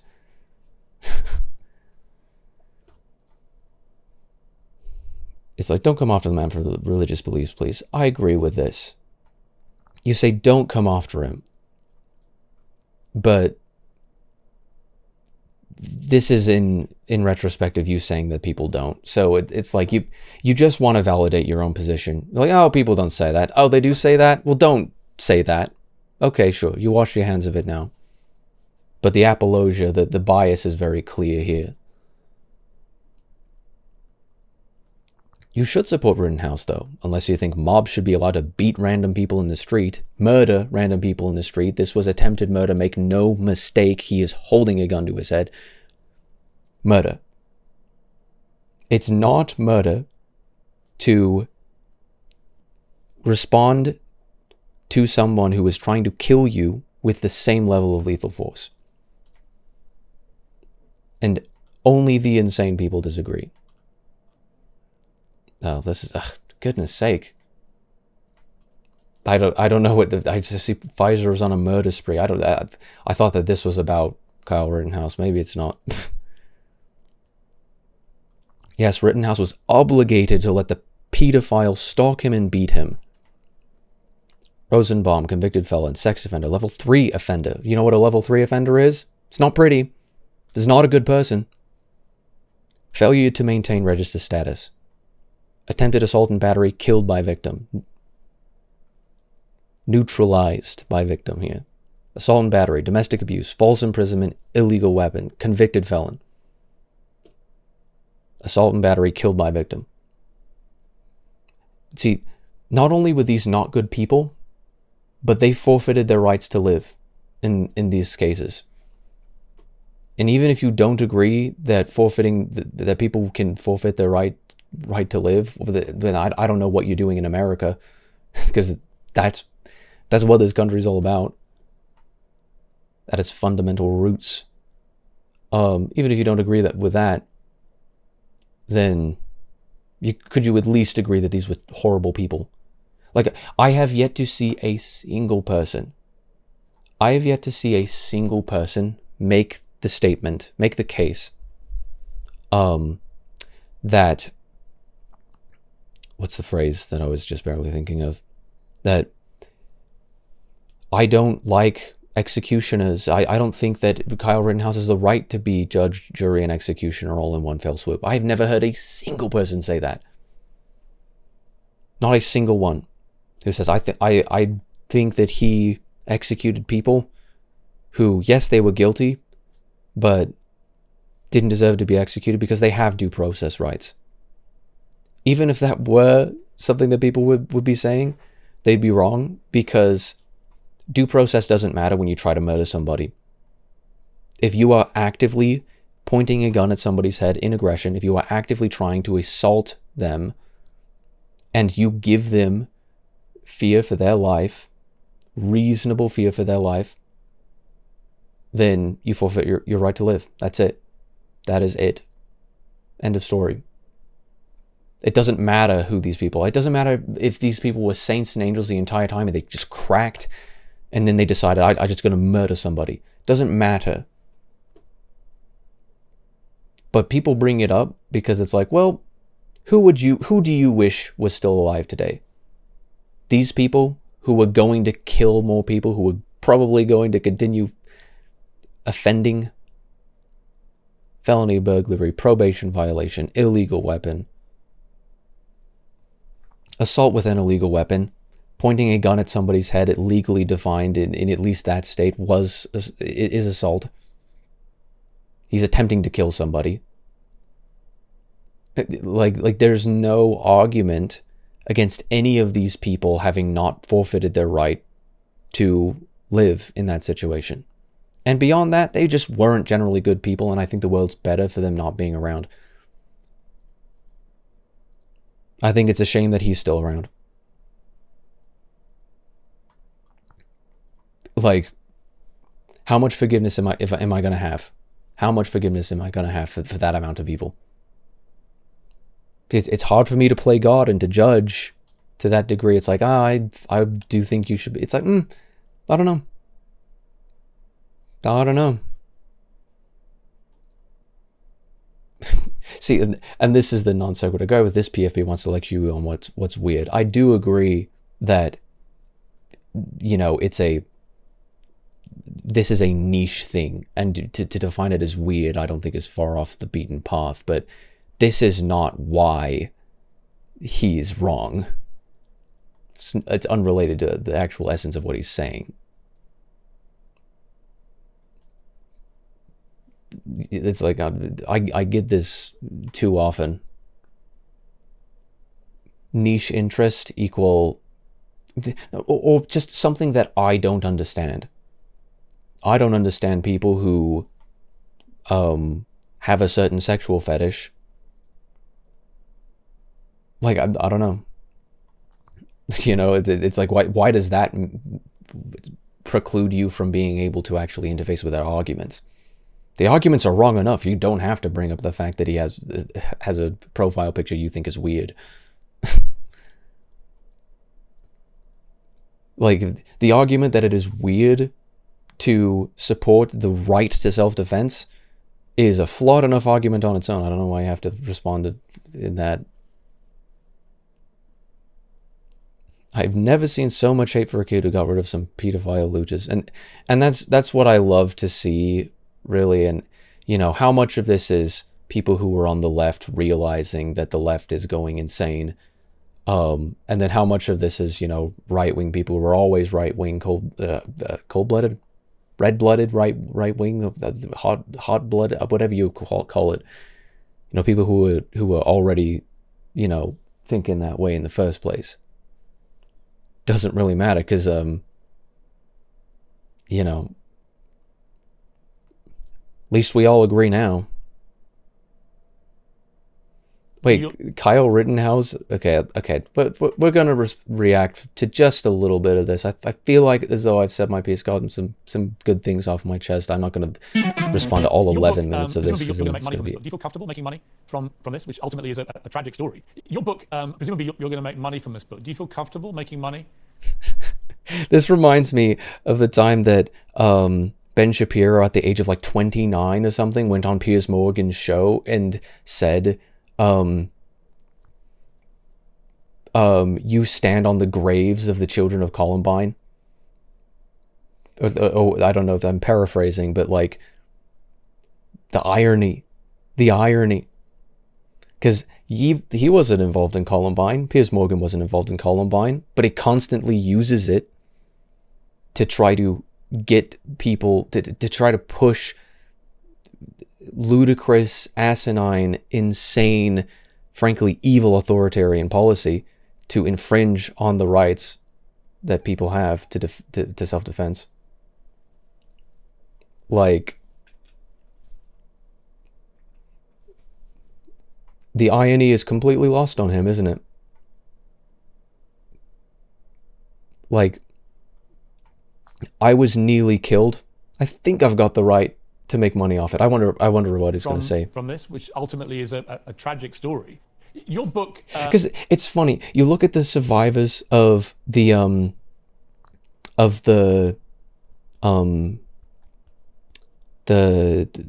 Florida shooting, the Douglas, I forget what the name of the school is, but like you look at the survivors of that shooting and the people who go to my state, to Love Loud, with shaved heads talking about pansexuality and whatnot. It's just like, I don't care what you have to say.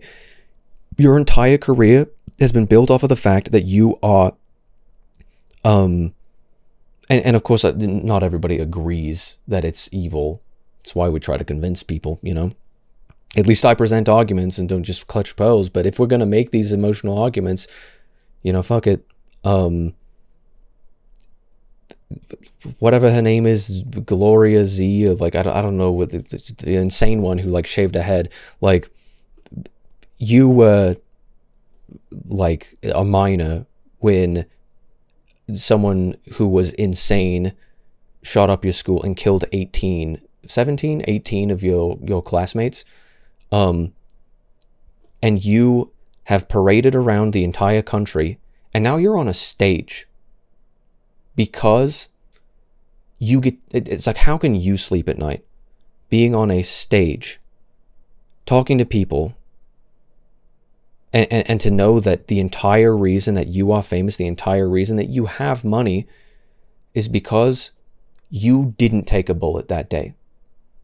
And not only did you not take a bullet, but you decided that because the people who died around you were killed by an evil person, that you want to take away the rights of people to defend against evil themselves. How can you sleep at night knowing that those people could still be alive and the entire reason that you make money is because they died? And your takeaway from that is we should infringe upon the rights that people have in the Second Amendment to defend themselves. How can they sleep at night? I feel like this is a much different situation because, you know, she didn't want to be put in that situation. But if you gave her a gun, would she have protected her fellow classmates?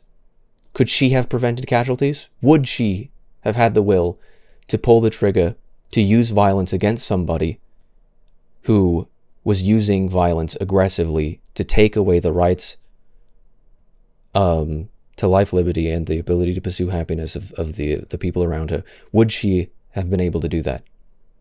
Well, apparently not, because she thinks that nobody should have the right to have one in the first place. Well, that's not realistic. You cannot disarm everybody and then expect evil people not to try and take advantage of that. The reason why schools are victims of mass shootings so often is because gun-free zones are unprotected zones. That's free open season to an evil person who decides, well, nobody else has a gun, so if everybody else has no ability to defend themselves, then I can just go in and do whatever I want. These people are vulnerable because no one's allowed to bring it in. Well, if I can slip through the cracks and bring it in, then I have an advantage over everybody. But if there weren't cracks to slip through, in fact, if there wasn't even a wall in the first place, this is literally a thing. People have been, there have been feds called to, I believe that happened in this state. There were feds called, I think that happened at my high school. The feds came in and descended upon somebody's car, somebody's truck, because he had his dad's gun rack in the truck. I don't even remember if he just forgot that there were guns there. I don't even remember if there were guns there. There was a gun rack in the truck, and the feds descended upon the high school. This used to be normal for people to take dad's truck hunting, come back, bring it to school, because people didn't feel the need to be evil. And, you know, how likely are we going to, if every single evil person knows that if they try to kill somebody, they're gonna get killed back, and they realize that the amount of damage that they can do, and all they want to do is be evil and do damage, is, you know, not even close to what, you know, the hell that is coming for them, that they will never make a dent in trying to do what they want to do to satisfy themselves or to make some sort of a point to be a domestic terrorist. Are we going to see domestic terrorists anymore? I don't think we are. Something just tells me that we're not going to see it. So shame on you for trying to kick the ladder out from other people. If Kyle was saying anything but, of course I am going to talk about this. Not because, oh, he was also a victim of a violent situation, but because he was correct. Because he knows that the solution is not less ability to own guns. It's not, you know, more authoritarianism, but liberty and freedom. If he was saying anything else, then he would be wrong. Presumably you're... And if he decided to betray that principle, the left wouldn't welcome him. Of course they wouldn't. They would only give him as much credence as would be politically expedient for them to be able to do. You're going to make money from this book. Do you feel comfortable making money from this? Can you link to the original video? Tragic story. Shut up! I don't care. This is what, like, I am trying to talk here. I don't care how succinct you are about it. Where's the original video? I don't want to see it on Rumble. I hate it when this happens. Apparently the original clip was only like 20 seconds long. Conservative Party.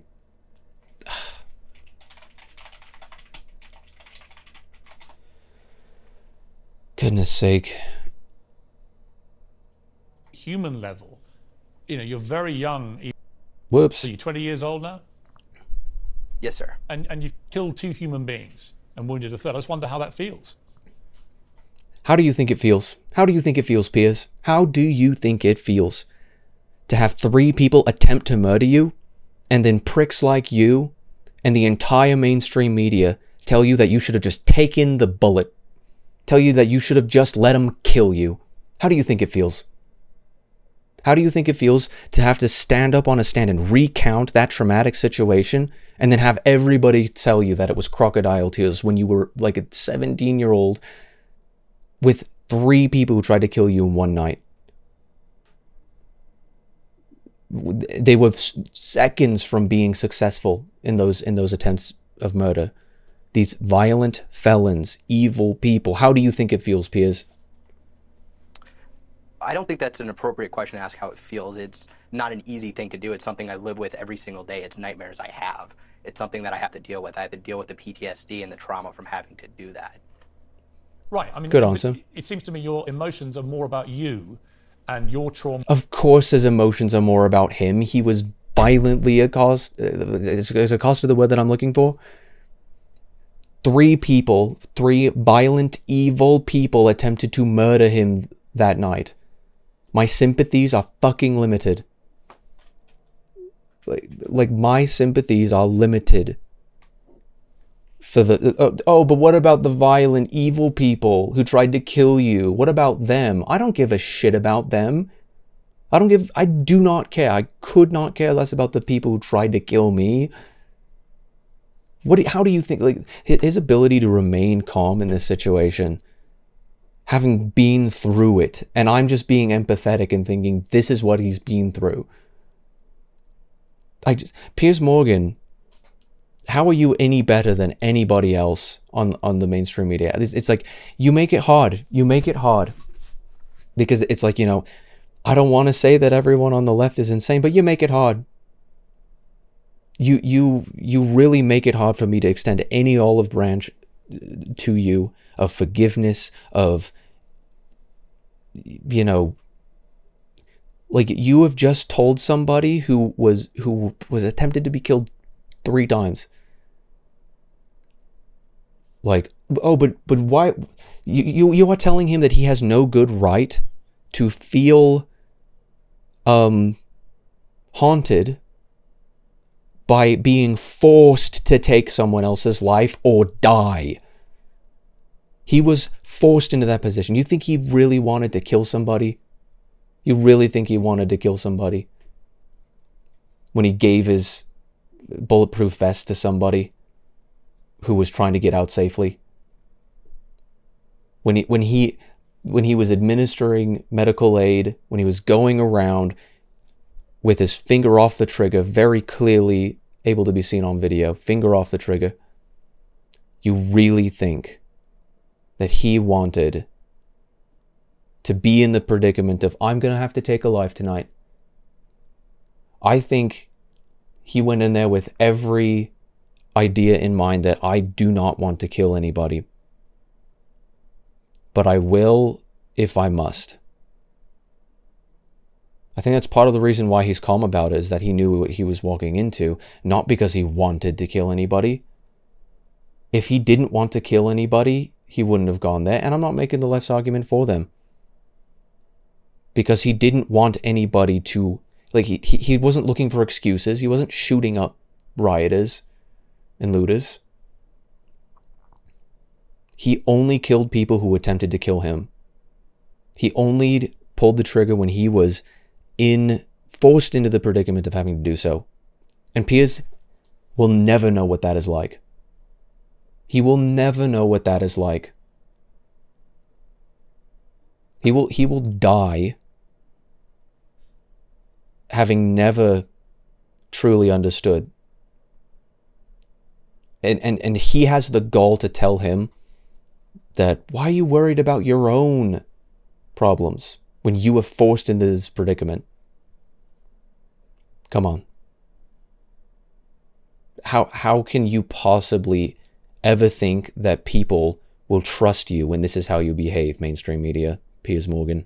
Because your life was being threatened and that side of it, rather than the question I'm asking, which is simply on a human level, how do you feel about being so... Why do you ask the question, though? Why would you ask that question? Why would you do it? It's a bit of a weird question to ask in context, isn't it? Because you think that he should feel ashamed for killing people who tried to kill him. Like, this isn't Squid Game, where it's like, either I defeat you in the game or I die. It's either you or me, and someone else is forcing us into this predicament. It's either you and me, and you are forcing me into this predicament. You're the guilty one. Goodbye. I don't have the time to afford to you when you have forced me into this predicament. Why even ask this question? Oh, I just want to know how it feels to have known that you killed 2 people and could have killed a third. Is it not relevant? He did answer the question. He's like, oh, yeah, I live with that every day. It was terrifying to have to defend myself. And how do you think he feels now after having been asked that question and having been grilled by the mainstream media and everybody piling up against him? It's the result of white privilege that he was allowed to walk away alive and free after 3 people tried to kill him and murder him in cold blood. How do you think he feels? How do you think that he is going to possibly apologize for it when you've drug him through the mud like this? How do you think that this, talking to him like this, talking down to him like this, is going to help? So young, and yet having on the record for the rest of your life now that you took the lives of 2 people, regardless of the circumstances. Yeah, on record that you defended yourself. He's not going to feel guilty that he defended himself. But he's going to feel haunted that he watched 2 people die because they wanted to kill him. It's unbelievable. And like I just said, it's something I deal with every day. I deal with the PTSD and the trauma and the nightmares. It's not easy to deal with it. Your book, presumably you're going to make money from this book. Do you feel comfortable making money he backed off from this, which ultimately is he didn't a back tragic off, story? This was the question. I repeat, you were acquitted. There's no reason you can't do a book. But do you feel comfortable? Of course there's no reason he can't do a book. He was right. He was morally justified, and he was proven to have not done anything wrong. Why should he feel guilty? If he hasn't done anything wrong, why should he feel guilty? I swear, like, you know, this is a straw man. But it's, again, it's not easy for me not to think this. I feel like these are the type of people who, they just oppose capital punishment across the board, and they think it's good that Casey, whatever her name is, killed her daughter so she could continue going to parties and live her life, you know, without having to actually take care of another human being that she brought into the world. Was that a name, Casey? Like, I feel like people are just like, no, it's fine. It's okay that she's free. Because she did what she thought was right. I'm a cultural, or a subjective moral relativist. But then, because he killed people who were actually guilty of trying to kill him, what does he have to say for himself? How can he sleep at night? How can he sleep at night? How can he? When this is how you've treated him? How could he? You really think that he wouldn't become like a right-wing talking point? You really think that he wouldn't become a famous person when you've made him a famous person? It's like, hey, if you don't want martyrs, stop putting them on the cross. Because the more that you slander people like this, the more Sandmans that we have, the more Rittenhouses that we have, the more people are going to be almost literally up in arms when the mainstream media tries to do this. People making a lot of money out of essentially what in the end was an incident that cost the lives of other humans? They cost themselves their own lives. And I will sit around and monetize any video that I have that clearly shows that someone forfeited their right to live. And whether that money goes to me, or that money goes to, you know, Second Amendment, God forbid, like, I don't know, it's like, oh, people died, so I don't feel comfortable with making this money myself, so I'll just donate it to, you know, Second Amendment causes. Hey, I'm not profiting off it, right? Like, I'll monetize every video that talks about that. Like, if I personally could make that money, of course I would. And if I were the victim of attempted murder and I had to pull the trigger on somebody, and there were a million media people who were dragging my name through the mud, I'd feel the fucking right. I would feel completely justified in writing about my experiences and shipping that off to whoever is going to be willing to sell that book and read and buy and, you know, actually hear what I've got to say in that book deal. Like, of course, if he has nothing to be ashamed of, then why are you trying to shame him? Well, I'm not writing the book to make money. I'm writing the book to tell the story of what happened. I'm trying to change the narrative that media keeps putting out there, that I'm some type of white supremacist, racist. And literally on the show that he is on, like, it's funny, you know, he's very calm, and I think it's part of the reason why people like him, is that he's not, you know, bombastic. You know, it's so much easier to be a sympathetic character when you don't even get defensive about it. You know, he's clearly an example of a martyr, even if he didn't die. He's an ideological martyr because they're trying to hang him on this. He could literally point to the screen right here, criticizes cashing in on fatal shootings. He could literally point at this point, hey, look down at that, look at that, it's calling me a white supremacist. I'm trying to correct the record, asshole. Like, they cost the lives of other humans? Other humans I'm not writing the who, book to make money. I'm writing frankly, the book to tell the story of what happened. I'm trying didn't to deserve change to the live narrative anymore. that media keeps putting out there, that I'm some type of white supremacist, racist person, when that's just not true. I'm a 20-year-old kid who was put in a situation to where I was forced to defend myself. Forced. And I'm writing to put that. He's correct. I wrote a story and put that in a book so I can share that with everybody, so they can understand what I went through, how my childhood was growing up, and the difficulties I deal with today. And you can check out the book at rittenhousebook.org if you want to read it and learn the truth for yourself. how do you feel that you That's, became a... it's funny that he plugged it in the same sentence. It's just like, hey, just trying to clear the record, and you know, for what it's worth, you know, he can do anything now. He you know, anybody, wherever he goes, people will know his name. He can do anything, go anywhere, do any job, but it's always going to hang over him because of the way that the media treats people who were within their own rights. Like, if I had one thing to say to Kyle Rittenhouse, it would be, I'm sorry. Like, you did nothing wrong, and yet the evil and the ludicrously insane can't stop raving against you and trying to ruin your life beyond what is legal. They're going to slander you. They're going to, you know... If he was black, I'd still be defending him. It's not... if he was black, he would better as hell be acquitted and not convicted of murder. Sure as hell. Because it doesn't matter the race of the person who did it. It matters the people, the actions of the people in the actual situation. Oh, he's white. He got off because he's white. Okay.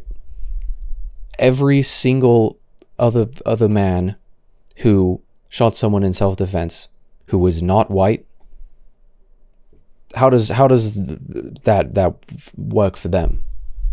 How did they also benefit from the white supremacy? I'm sure I wouldn't have to do much research to find a black man, an Asian man, a non-white man who was in the exact same predicament as he was. Hero to many on the far right. Wouldn't matter. Their poster boy. Of course they want to make him the poster boy. You gave them a poster boy. You wanted to drag the name of somebody through the mud who did nothing wrong? Of course you gave the right a poster boy. Of course they're going to take advantage of that. And of course he is a young person. It's going to find it hard to say no. Like, hey, all of the money that you can get by... It's like his life is taken care of for him now. Not because he didn't do anything wrong. Not because he killed people.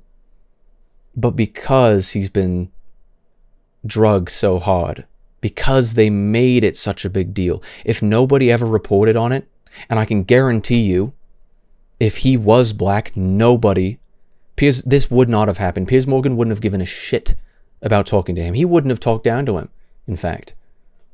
I can guarantee you that he wouldn't have said a single word, and he wouldn't be the poster child. He wouldn't be the poster boy for the right wing, because he wouldn't have been made a martyr. Because they don't care about when people kill someone in self-defense. They don't care about that. They care that he was white. They care that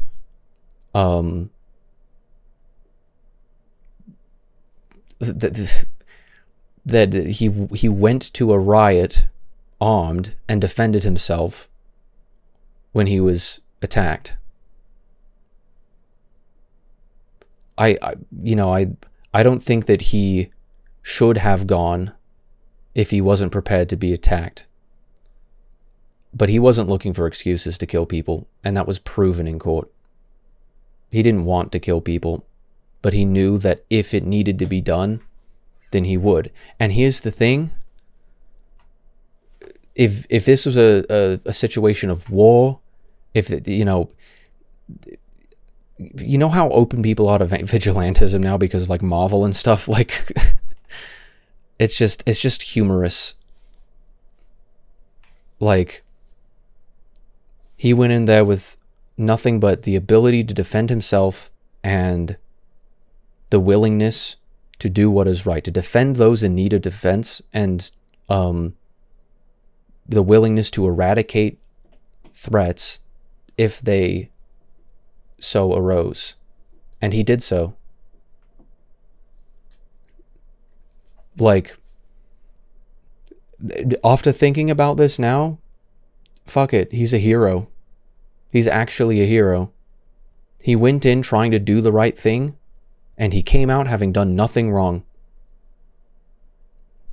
If the media hadn't tried to paint him as evil so incessantly, if the delusional people didn't rail against him so hard, then I would never have ended up calling him a hero.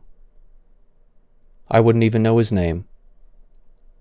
He wouldn't have a book deal. And it probably wouldn't even affect his life all that much. Because it's like, oh yeah, I was acquitted for self-defense, and then because most people are sane, they'd be like, oh yeah, okay. Interesting. Maybe we do want to do a background check on that and look at it, but most people really aren't going to. It's America, for goodness sake.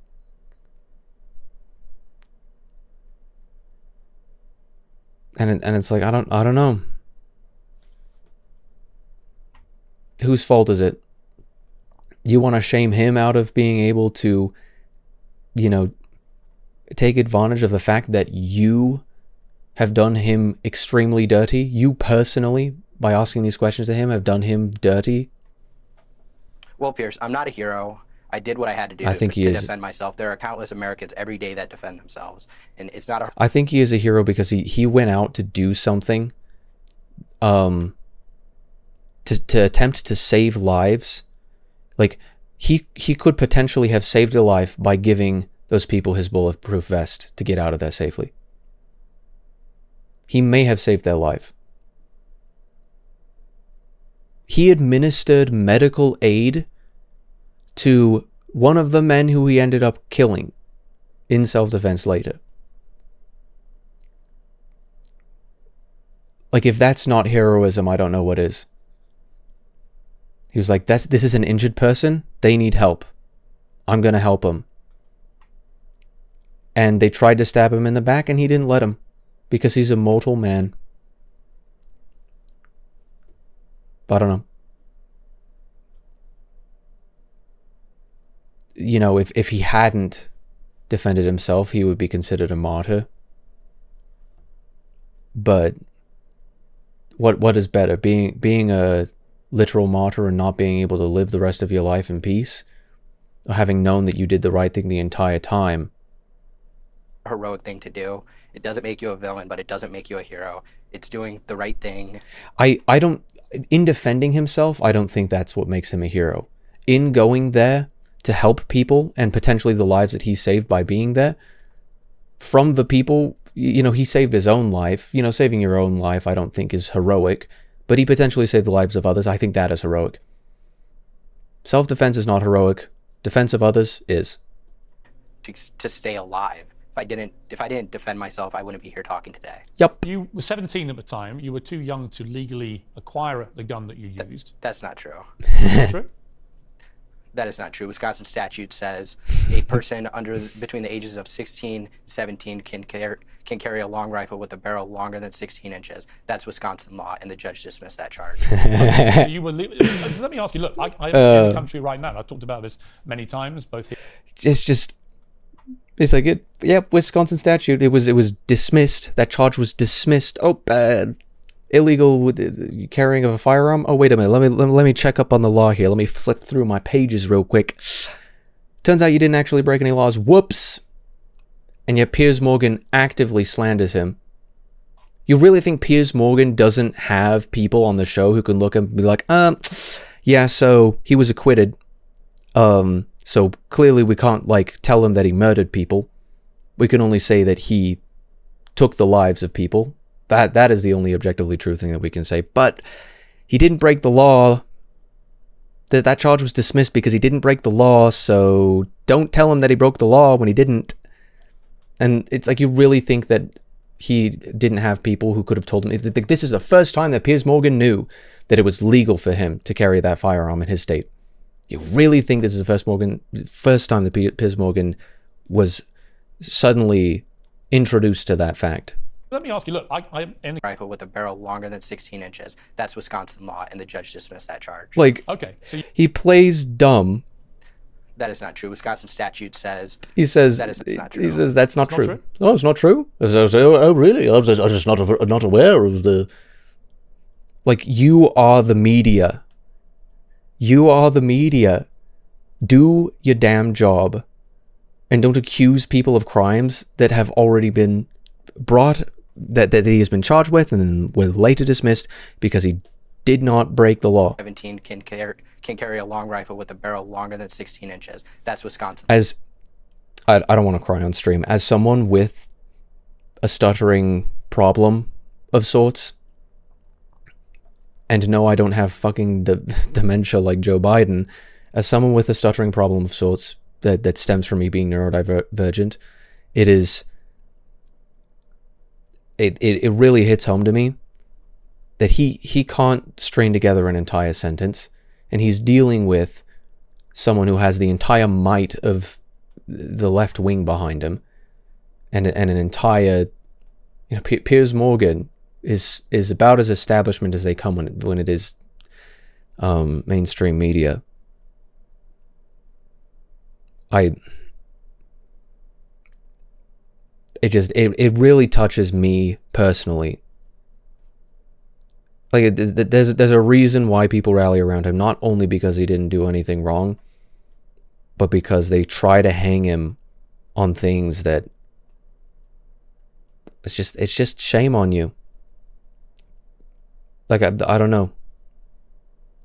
I've been personally told that because I'm stuttering, like, it's some kind of gotcha.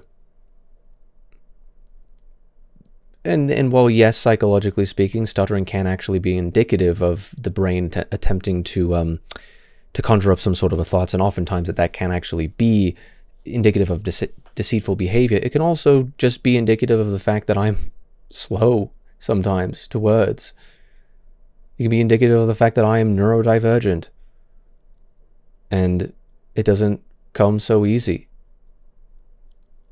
And to have to answer to the might of the mainstream media takes incredible courage.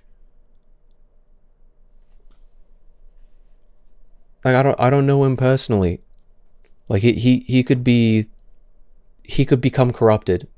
Let's check in with him 30 years down the line and see what all of this fame has done to him. Maybe it doesn't go so well, and maybe he's no longer the hero that he once was. Maybe he has a fall from grace. I hope not. But I can say that I am proud of him for being able to do that. Because for me, the words don't always come. And I flub words like that, and I stutter as well. So it hits hard for me. And it's like, I don't even have anybody to be answering to. At least not in this moment. But I've been mocked for it. I've been put on the spot and mocked for it by, it's pretty terrible people. But I don't know. What do people have to say? I feel like what do people have to say about that?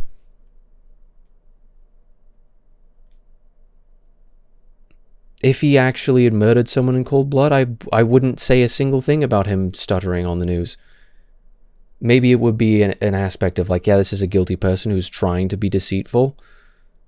But it's not a guilty person. This is a young person, a little bit younger than me, who has a similar struggle when put under pressure like that. National television. Like, I don't know. Maybe I'm a little bit hyper aware of it because it's been lobbed against me, and it hurt when it was lobbed against me because I didn't do anything wrong. My brain is a little bit different, and there's only so much that I can do about it. But I feel like people would take the fact that he stuttered in that sentence or in any sentence in any particular situation. I mean, he was recounting a situation where he was someone was attempting to murder him, and they called that crocodile tears. Like, if that's how ruthless these people are, then there's got to be somebody out there whether it proves anything or not, who guffaw at him for stuttering, and then turn around and defend Joe Biden, who clearly has dementia, and call it ableist for people to actually criticize the fact that our president has dementia. Because he can't say anything wrong when he gaspes as an old man who has the access to the nuclear launch codes. They can't hold him to the same standard. That's one thing. This is another tangent, and I'm going to be here for probably much longer at this point, at this rate. But he, there was a video I saw on TikTok, and yes, it was funny. Like, someone asked him about, it was a foreign policy question, I don't even remember what it was, and he just turns around, chuckles, and says, "That's above my pay grade." And there's a pause for a moment, as he continues turning back around and leaving the room, and he says, "Thank you, Mr. President." Really? Like, that is the standard that you hold the president to. When the last person who was in office, if he gave the exact same answer, you would be shouting him down, you'd be trying to press him harder. You do your job when it's someone you don't like.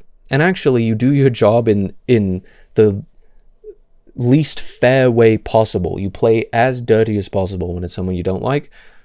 And when it's someone you do like, you can't be critical against him, because you know that you don't want the other party, the other people wearing the opposite team jersey to be in power, because you want the power. Not because you actually care what people have to say, not because you actually want to hang them on their words or actually hold them accountable for the mistakes that they've made.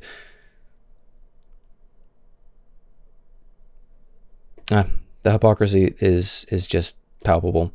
And it's easy to say everybody in the mainstream media is the same, but once again, they make that, I don't have to make that case. They make that case for me. Law, and the judge dismissed that charge. Okay, so you were. So let me ask you. Look, I'm in the country right now, and I've talked about this many times, both here and in America. And I've learned Americans want to handle their own gun culture the way they want to handle it. I respect that. But No, you don't. Do you think it's right that 17-year-olds in America, in Wisconsin, should be able to carry around semi-automatic rifles like an AR-15? If they are responsible with it, then yes. Like, unless they go around behaving like Gage over here, Gage gunman, you know, trying to engage in a Wild West style duel with somebody at the same time of, you know, not actually entering into that duel in a fair way. Big iron on his hip, bud. Unless a 16, 17-year-old is doing that and behaving that way, then I haven't got a problem. I believe in the ability of 16 and 17-year-olds to, if you can drive a car, you can take out a lot more people with a single car, like an SUV. We've got 16-year-olds, you know, 15-year-olds on permits and 16-year-olds on actual licenses driving around SUVs. But we don't talk about the whatever it was, Thanksgiving Day parade, or was it Christmas? We don't talk about that guy who took out people in an SUV. That's not a weapon of mass destruction. When somebody who clearly has the trigger discipline, it's like you're gonna ask him if he thinks it's okay. Of course he thinks it's okay. Of course he thinks it's okay. It saved his fucking life. Our founding fathers were very intentional when they wrote the Constitution. Based. They didn't put an age limit on how old you have to be to exercise the Second Amendment. Based. But they did say it would be part of a well-regulated militia. What does that mean? What, in context of the historical time, this is historical setting that took place in, did that mean? Well-regulated did not mean by the government. The entire purpose of them saying well-regulated militia, regulated, the connotations of words, as you may or may not understand, tend to change a little bit. They change a little bit when because the English language and any language evolves with the people who use it. The word well regulated, if you look up in the historical context of that statement, does not mean what you think it means. Regulation now means a law is passed to, there's probably better words to be used to say this, but it means, you know, you don't just get, it's not just anarchy. Well regulated in that sense meant being responsible. If you go to the contexts upon which their language functioned, the definition for well-regulated is different. If you take the Bible literally to mean exactly what reading it means, it's like, oh, a man laid with a woman. He knew this woman. What does that mean? He knew her? Because I know women. I know women. I lay down in the proximity of other people. It's not what that meant. Those words don't mean the same thing in the King James version of the Bible as they do now. This country is a young one, but if we can add words to the dictionary, if we can add Riz in Merriam-Webster, Oxford, or whoever added Riz to the dictionary, it's like clearly definitions and new words can arise and things change. Well-regulated did not mean what it meant. What it means today, back when that was written.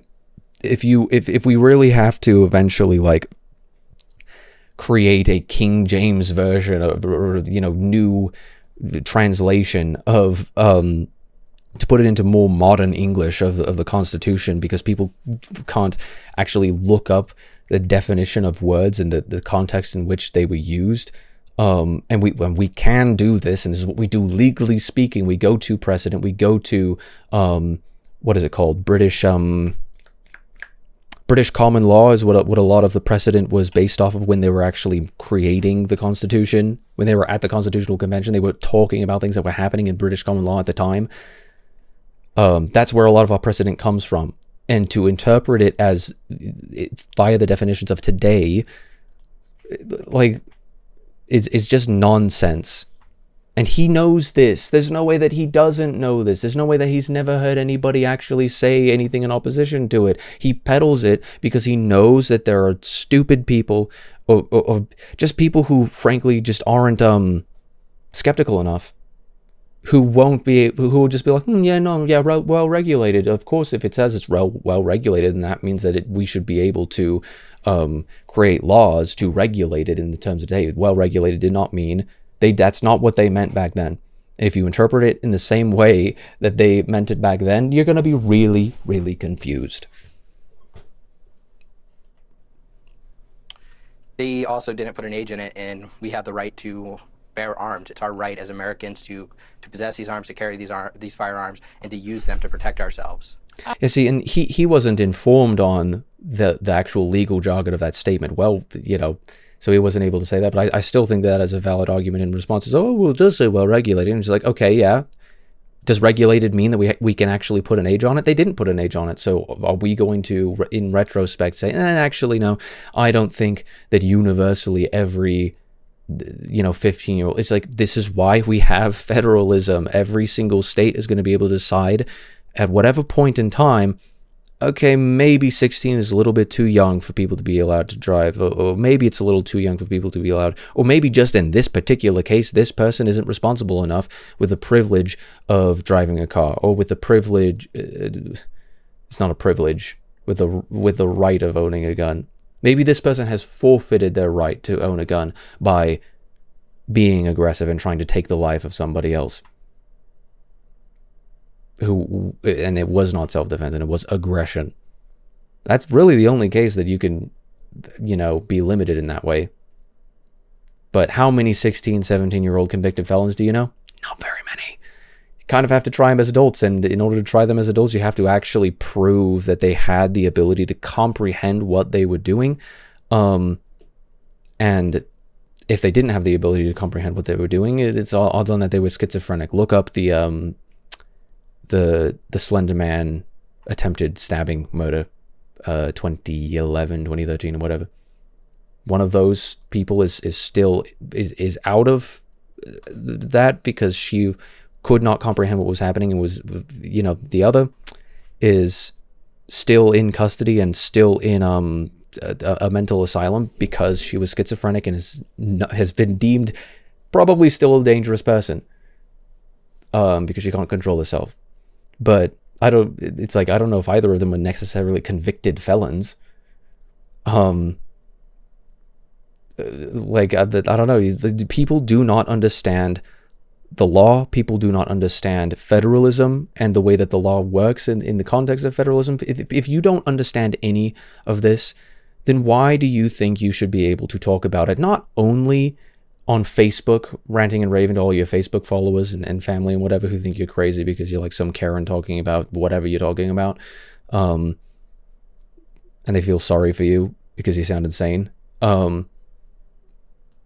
or, you know, it's like that's one thing, but what makes you think that you have any good moral right?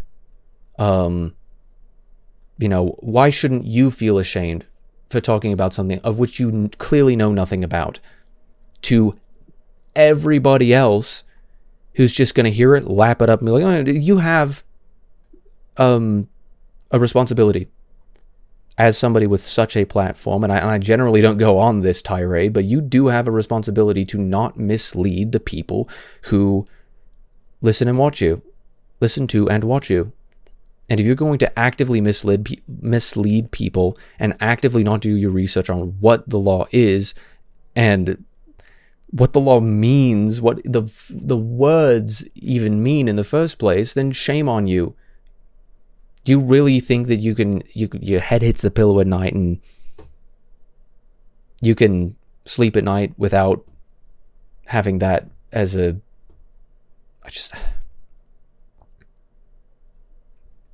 be better. Also didn't put an age in it, and we have the right to bear arms. It's our right as Americans to possess these arms, to shall not be these infringed. firearms, and to use them to protect ourselves. How do people treat you, Carl, when you walk around there? Well, there is some harassment. I'm constantly having some photos of them taken of horrible. me. I'm constantly receiving death threats on social media, and it's just something that is part of my life now. Having pictures taken of me everywhere I go, and the constant.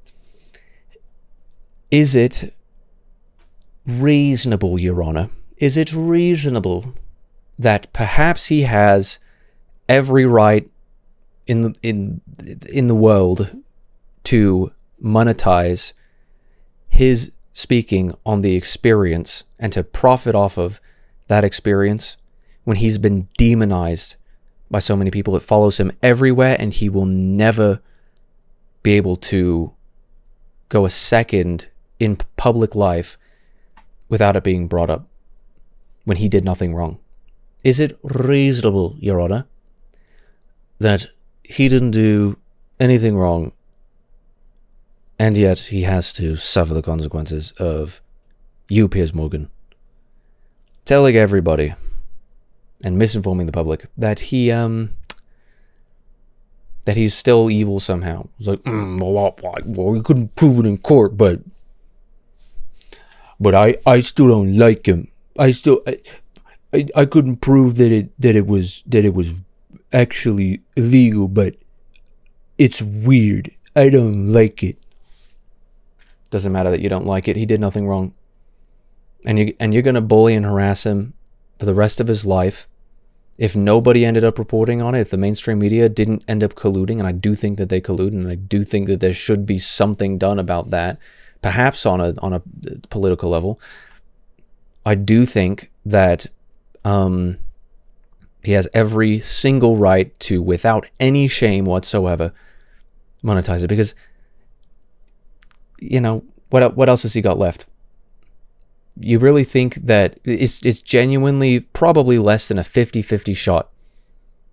Maybe it's 60-40. Maybe who knows? Maybe it depends on where he goes. You know, he's probably not going to want to leave Texas. He's probably not going to want to ever enter a blue state. You know, what's he going to do? How is he going to be able to walk in and get an entry-level job somewhere? How's he going to go to a college anywhere? Is there any college anywhere that would accept someone who is now a right-wing poster child, not because of any choice of his own, but because people wanted to hang him and couldn't legally do so, so they decided to do so ideologically, created an ideological martyr. It sounds like a will you press the button scenario, where it's like, everybody everywhere you go hates you, or at least half the country or a certain contingency of people will hate you, but you do get a book deal, and the rest of your life is taken care of you if you can live with the fact that everybody despises you, or a certain contingency of people despise you, and as humans, you will not really be able to turn away from that. You're going to just have to learn to live with it. Will you press the button? He didn't have a choice. His choice was pull the trigger or die. And from the moment that he pulled that trigger, it wasn't exactly a shot heard around the world, but it was a shot that reverberated throughout his entire life. Couple shots. But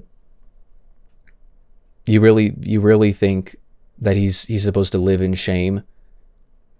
And you really think that he should live in shame just because you are bullying him to do so? I don't... Constant harassment and death threats. It's not right. Obviously, by doing a book and promoting it in the way that you are on national television around the world, you're going to make yourself even more famous, infamous, whatever you want to call it. Is that something you're aware of, that you're deliberately...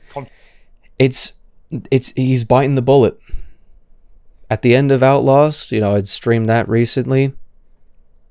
Murkoff Corporation is everything to be able to make your life a living hell, but it's the right thing to do. It's like, you can't hide. If he tried to change his name, and Gage changed his name, the convicted felon who tried to assassinate him in cold blood.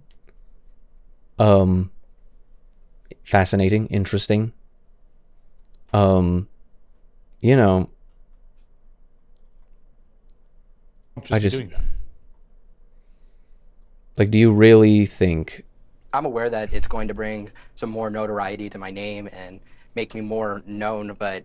If he wanted to play the card of, like, let's hide, let's change my name, let's go... It wouldn't have worked. People take pictures of him in public. They recognize him. It's been televised. There couldn't have been anything that he did that he could have done to protect that. It was over for him the moment that he pulled the trigger. Not because of anything that he did wrong, but because of what everybody else decided to do. And so they shame him, saying, you're making a book about it. You gave him the platform to write a book about it. And you're not going to give him much options. You're going to try and get him fired. There's going to be people in his job who complain about him because they're like, oh, I can't believe I'm here with a murderer. Even though, legally speaking, he was acquitted. So to call him a murderer is defamation. If he loses his job because of that, damages. But they try to cut you off at every single turn, and then they shame you for taking all that's left. They will surround your house, and maybe this is, a little bit, like, it's not lost on me, but I'm sort of speaking metaphorically, but I mean, to a certain degree, literally, this could happen. They will surround your house. They'll block every single exit. And if you decide that you want to stake out inside and take and preserve whatever you have left, if you're Lot, right? That's like Lot's wife, the prophet who got everything. If you're him and you got everything taken away from you, and you have nothing left but just a smidgen, and you cling to that and you try to continue living life, and they shame you for it, it's like, I don't know. It sounds kind of like what they talk about with the devil in the Bible. Lot still decided to have faith and to continue living when he lost literally everything. And Kyle has lost everything, and the only thing that he has left is to turn to the enemies, and you have made him an enemy when you could have done nothing. And you shame him for turning to the people that you turned him to. It's like that political comic that's been, you know, photoshopped and skewed every which way about, like, it's like someone pushes someone into something else and then blame them for the fact that they pushed them in that direction. You will not make anything but enemies when you try to destroy people's lives like this. I think it's worth that risk to share my story and share what happened. And he's not losing. He has nothing to lose at this point. The right is the only people who, and I do mean the right, because apparently objectivity makes you right-wing. The right is the only people who will accept him for who he is. You know, when we want to talk about tolerance, it doesn't apply to white people who shoot people in self-defense. That doesn't apply to them, because that's white supremacy. A white person defended himself from being murdered, and the reason why he got off was because of white supremacy. That's insane. That is unbelievably racist. That is a thing that people think. And don't deny that people think that. Go on Twitter for half a second, you'll find them. In the hopes that maybe somebody else who goes through a similar situation or faces other trials in their life, they can read it and they can understand that they're not alone and that this happens to other people. And that's the thing, is like, even if it's just because he stuttered, even if it's because he just, you know, holds certain positions that everybody else wants to attack him for, he's made me feel less alone. But consider this: would I feel alone as some random person on the internet if there wasn't such a conceited effort to ideologically suppress people who think like me or who think like Kyle? Would people feel solace in listening to Kyle's story if Kyle wasn't defamed to the degree that he was? I don't think that there would be many people who would mind so much. But it's because we can see that people are trying to erode and to steal people's rights to self-defense, and we start to stop caring so much. You have, by being the worst person, by being, you know, more in excess, by not responding in you know, clear soberness of mind, and by allowing the emotions to run away with you, and by being dishonest, and by, frankly, many of these people, by being evil, you've created an enemy that would never have grown to the strength that it would have had you just not been so evil. If I don't know, you could use probably anything, any villain. I'll just go with Voldemort. You know, he created the bane of his existence by trying to mash out any opposition to him. You know, Thanos created, you know, his adopted daughters, tried to kill him in the end multiple times because of what he did to them. And it's like, the people who would be there with you on your side if you just took more of a reasonable position, if you just weren't so radically insane, the people who would be there by your side now stand against you. And you pave the way for even worse people. There are people who are, you know, if you got a problem with what I say, You know, I'm not homophobic. But there are people who are, who don't like me. There are people who are worse than me. There's always a bigger fish. You know, like, it's just ridiculous. You've created not only enemies when you don't realize that you are not the good guy, but, you know, you've created guys that are worse than you. How can you sleep at night, huh? With the misjustice that does happen in America. Okay, Carl Rittenhouse, thank you. What does he say? This happens to other people with the misjustice that does happen in America. Okay, Carl Rittenhouse, thank you for joining me. I appreciate it. He says, injustice. I just, like, at least he could have just said, like, F you and goodbye. Like, I guess at least he was like, hey, I respect you for coming on and allowing me to be awful to you. But I don't know, man. Like, maybe I care a little bit more about what he has to say after this. Would anybody care what he has to say if he wasn't, you know,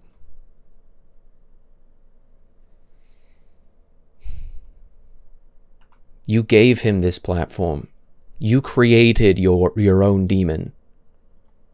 Like the, you know, like Wendigoon's talking about the, what do you call it? The Mandela catalog. You imagined an imaginary friend and invited a demon into your life and into the real world that would never have existed had you not done so. You invited it. You created this yourself.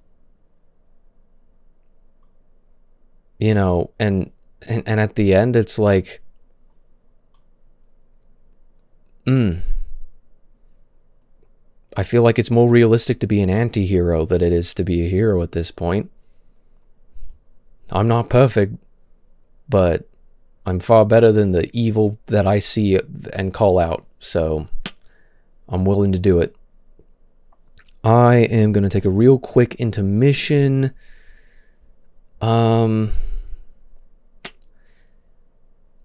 Oh, this is going to be a spur of the moment decision, but I'll see if I'll come back to doing FNAF or not. Who knows? Who knows? Alrighty. It really is funny that, like, the stream was intended to actually be a FNAF stream, but clearly ended up, I always do this. I always get sidetracked. It's just, I'm pedantic. I'm a pedantic person. It's just the way that I am. But I think I've decided to embrace it, really. Funny, my phone is at 60% at this point, so I may actually have to end up switching phones, but I think I will continue. Just to put one final nail in the coffin, every single argument here, you know, just because you support Kyle Rittenhouse does not mean you're a neo-Nazi. I feel like I feel like I don't have to make that argument. You know, there are literally insane, deranged people. I have been called a pedophile for having a FNAF, profile picture. Like, I don't know what to say. Like there are people who think insane things. There are people who think that because I'm a Christian, I'm a Nazi. There are people who think that, like, it's just, it's delusion. Far be it for me to call it schizo behavior. Like, I don't know. That I'm pretty sure that is part of the diagnostic criteria for schizophrenia, is conflating two completely unrelated things / events and just conflating them and thinking that they're the exact same thing. But it's like, he's clearly not an incel. He's married. He's, you know, not a fully blown neo-Nazi. Don't know what gives you that idea. I don't think he said anything about supporting Kyle Rittenhouse, but even if he did, he would be right to do so, and that doesn't make anybody a Nazi, and the only people who are saying that are people who are just as insane as you. So I don't know if I can convince you. And that's why you laugh at these people. If you can't convince them, you make an example of them. And like, I don't know, I think there's forgiveness to be had for people who, even if they had been made an example of, but like you're not going to continue mocking them when now they've realized the error of their ways. Like, and I would hope that the left, I wouldn't hope, actually, I have no hope for the left. I would hope that, would hope that the left, that if Kyle Rittenhouse realized the quote-unquote error of his ways, then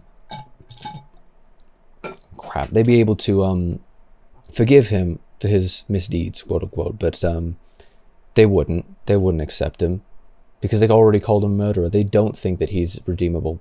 These people, I'll laugh at them. I'll quote retweet them. I'll call it schizo behavior. I'll look and see and be like, she's put her account on private. But in the end, if she unprivates and realizes I said something that was wrong, and like, I don't know, maybe it would take years down the line for you to realize, oh yeah, no, Kyle Rittenhouse actually was kind of innocent of any wrongdoing. Then you don't even have to like the guy. But to use your own words, I just think it's weird if you dislike him when he did nothing wrong. They're like, okay, but he did nothing wrong. He's just like, I don't care. I just don't like him. It's like, you're just being a child at this point. You can't rationalize your own position, and that's not my fault. Just kind of wild. Just kind of wild. And he'll continue trending until into perpetuity. He'll be trending forever. Can't imagine what that would be like. Not because, oh, I've never been trending before. Like, clearly, I've never been trending. But because I've also never been, and probably never will be, trending for having killed someone in self-defense. I hope to never be in that position. But if I have to, at least I know that I have the courage to stand up for what's right. And then I didn't stand idly by and let people get murdered, including up to and including myself.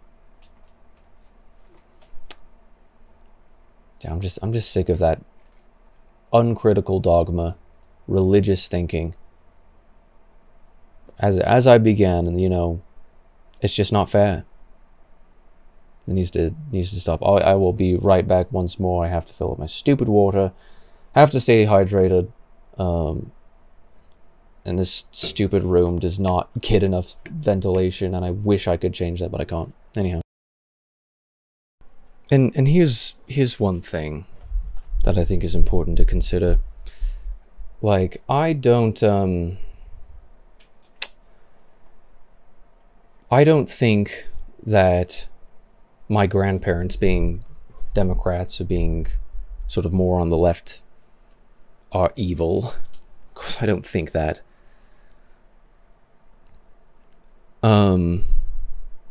But I would hope that if I were to express, if they were to see the things that I've expressed on this stream so far, that they wouldn't like write me out of their wills or something.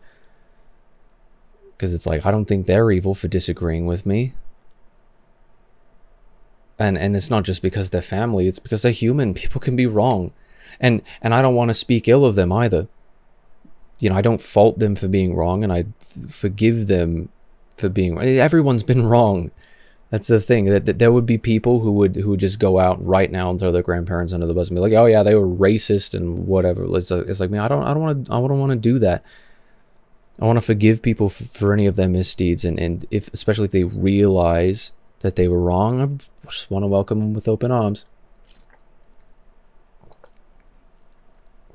I don't believe that all Democrats are evil. But when you can tell that Democrats, or just the left in general, they lockstep with each other, they put such a conceited effort into doing what they do, they, it's just harmful. They don't care about anything but power. And the people who don't know any better, and I would say that my grandparents have certain sensitivity. Like there's all sorts of, everybody does. Anybody can be mistaken of any age. Anybody can be deceived of any age. Anybody can be convinced of something that is false. It doesn't matter what age you are.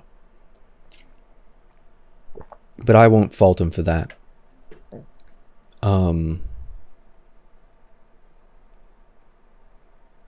Because, you know, I extend that to my grandparents, not because they're my grandparents, but because I feel like if that's what I wish. I wish that I could be able to express my beliefs with my family without sort of the expectation that I have to burn bridges with them, or they are going to burn bridges with me if I speak my mind, because we can't have a conversation about it. If the rest of the world behaves that way, fine. But if my own family behaves that way, that's incredibly sad. And it's always the left, as far as you can kind of see who's burning bridges. They say, go and talk to your racist grandparents. Make them realize how wrong they were. And it's like, I fundamentally am not going to get on that train.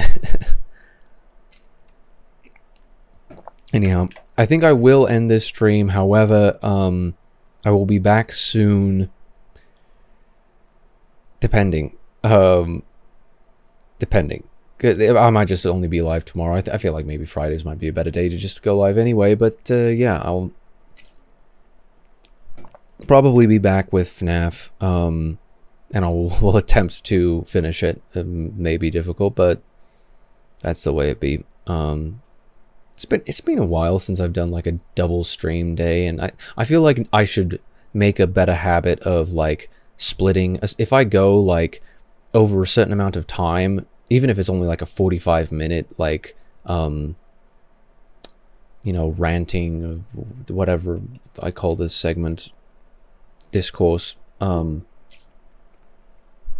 feel like I should probably just split it, because, you know, in the sense of grapefruit, where it's like I'm going from completely different topics, so it's like, unless there's a theme to everything, like I'm just going through all of the Outlast games or whatever, then I should probably split the recordings and quit stream for just a little bit, take a 30-minute break or something like that, and then just come back. It's probably more healthy to do that anyway. It probably makes more sense when it's on the archive channel and everything. But anyhow, I shall bid you adieu, and to the one chatter that I had earlier, thank you for just being funny, because I honestly need comic relief to a certain degree, and even if I didn't get a follow out of it, even if you hate my guts for any of the things that I said, I just appreciate not getting relentlessly attacked by bad faith actors. So anything that's not that's how low the bar is. So thank you for doing that. Dog mom reel. It's a great use. Like I don't even know what that means, but it's funny. I like being able to see the profile pictures as well. That looks pretty femboyish. Anyway, I shall be. What's this dog mom? So if is this dog mom? Anyway, it's funny I said dogma, like so once or twice in this entire stream, but it's like dog mom. Anyway, I don't know. I'm just looking at like what's in front of my face right now. That's what the ADHD is. There's something shiny and interesting and dangling keys and jingle jingle the back rooms that I don't know. I'm gonna get some food because it's important to get food. And maybe answer a call from my girlfriend. I don't know. We'll see what happens. I'll probably be live tomorrow as well. I'm trying to stay, you know, productive and everything, but I'm getting better. I'm recovering from sicknesses and whatnot, and I should just remain consistent with streaming and stop caring so much. I should just do it. No hesitation. Just dive in. So at this point, she's like, "Yeah, what have I got to lose? A job? I've barely got a job. Who cares?" Enough of me behaving like some sort of a sad clown for a moment. That's not what I'm here to do. Gonna get a snack. Gonna be back. Whether it's today in a couple hours or tomorrow in a couple hours, and we shall see. But either way, I shall bid you adieu.